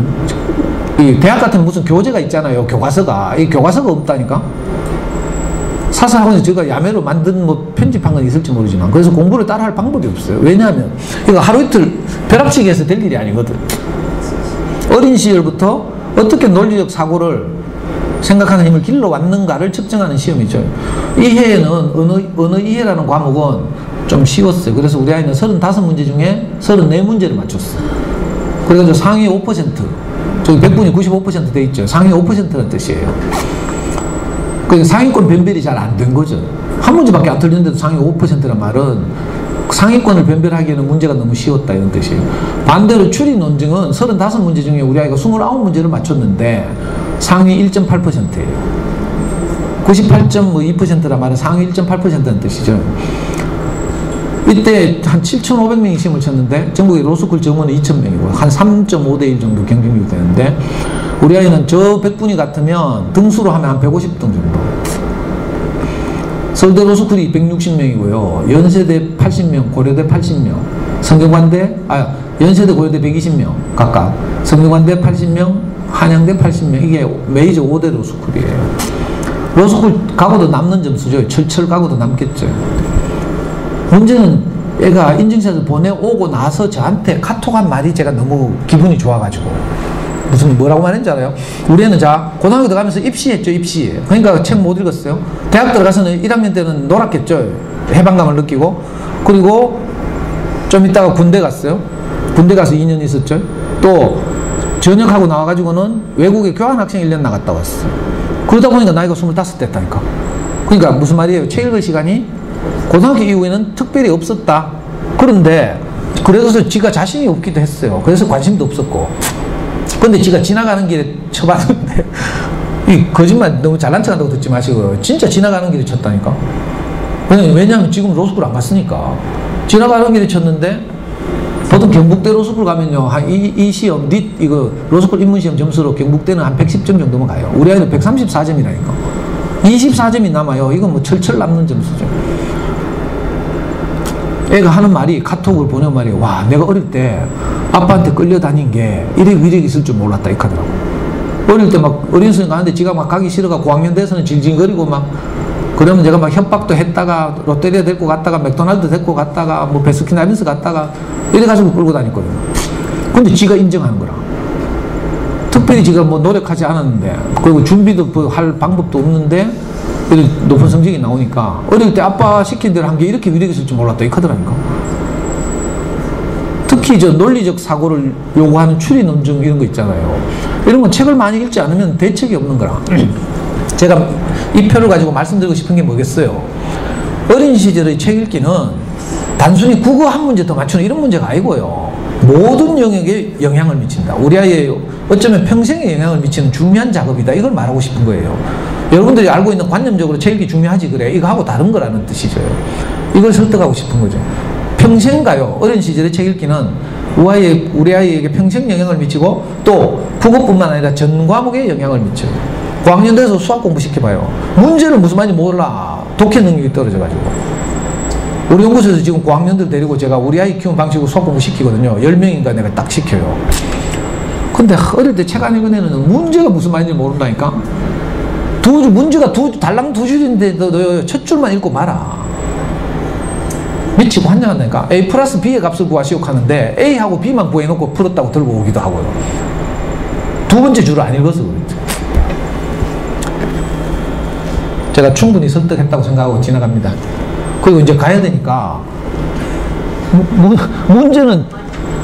문제는 지금부터인데 지금부터 한 3시간을 제가 더 이야기해야 되지만 이제 시간이 없으니까 한 5분만. 예? 문제는 좋은 어린이 책이죠. 이제 구수산 도서관을 가든지 뭐 대전 도서관을 가든지 학교 도서관을 가서 좋은 어린이 책을 빌려오는 거예요. 그러니까 좋은 어린이 책을 어떻게 구할 것인가, 어떻게 고를 것인가 하는 문제를 말씀드리고 마치겠습니다. 첫 번째는 베스트셀러를 빌리면 되죠. 인터파크가 인터넷 서점이잖아요. 전산화된 이후로 15년 동안 통계를 내보니까 그죠? 전집 만화는 통계도 안 잡혀요. 그건 책도 아니니까. 인터파크에서 발표한 자료에 따르면 이게 베스트셀러들이죠. 여기 보면 다 유명한 책들이에요. 그러니까 자, 이 베스트셀러를 중심으로 도서관에서 빌리면 실패할 확률이 낮아진다. 첫 번째는 베스트셀러 따라가기예요. 자, 두 번째는 제가 그림책을 많이 사용하라고 했죠. 그림책을 어떻게 빌릴 것인가. 그림책은요 아주 손쉬운 방법이 있는데 그림책의 노벨상이라고 불리우는 일단 칼데콧상부터 미국에서 해마다 딱 한 권에게 칼데콧 메달을 수여해요. 그림책을 대상으로. 그리고 몇 권은 후보작이 된 몇 권에게는 칼데콧 아너라고 하죠. 노란 딱지 하얀 딱지 붙어 있죠. 저 그림책을 도서관에서 빌려요. 칼데콧이라고 인터넷 그 알라딘이나 이런 데 검색하시면 왼쪽 메뉴에 칼데콧상 받은 그림책 하면서 딱 누르면요 180권이 쫘라락 떠요. 이건 세계적인 주옥 같은 그림책이죠. 그 그림책이 노벨상이라고 불려요. 자, 미국에는 칼데콧이 있다면 영국에는 게이트 그린웨이 상이라고 있어요. 이것도 세계적인 그림책들이에요. 자, 이런 책들을 주로 빌려주면 되고요. 세 번째 방법은 이제 이렇게 하다 보면 눈이 떠져요. 눈이 떠지면 어떻게 해요? 그 다음부터는 작가를 따라가는 거라. 아까 인터파크 통계 중에서 1번이 뭐였어요? 1번 강아지똥이었죠. 아, 강아지똥 하면 권정쌤이 쓰셨구나, 이렇게. 권정쌤 하면 전부 좋은 작품을 만들고 있어요. 아까 10등이 뭐였어요? 모르죠. 10등은 구름빵이었어요. 그럼, 아, 백희나는 아이들이 좋아하는 그림책을 잘 만드는구나, 이렇게. 지금 제가 쓰고 있는 이 자료는요, 우리 카페 가면 다 올라가 있어요. 다운받아서 사용하시면 돼요. 다음 카페, 대구 부모교육연구소. 자, 작가 따라가기. 자, 제일 손쉬운 방법이에요. 마지막으로 제일 손쉬운 방법은 출판사 따라가기. 좋은 어린이책, 특히 저학년용 그림책이나 저학년용 문구를 가장 잘 내는 출판사들이 있죠. 전집하면 뭐 교원 웅진, 몬테소리 프레벨, 한국 해밍웨이, 안데르센, 뭐 기타 등등 있듯이 좋은 그림책이나 좋은 어린이책 단행본을 잘 만드는 정성껏 만드는 출판사 1위는 비룡소예요.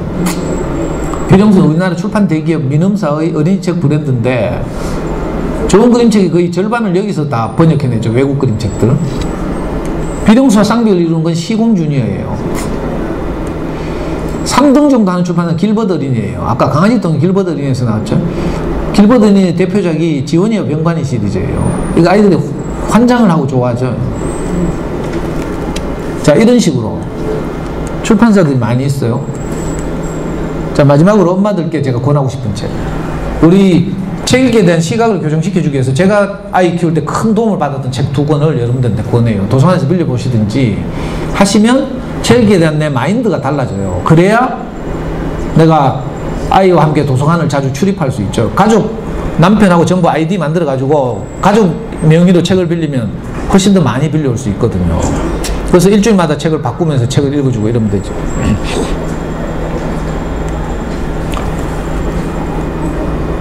아이고, 하여튼 날씨가 더워서 그런지 에어컨 때문에 그런지 하여튼 제가 오른쪽 눈이 계속 떨려가지고 고생했거든요.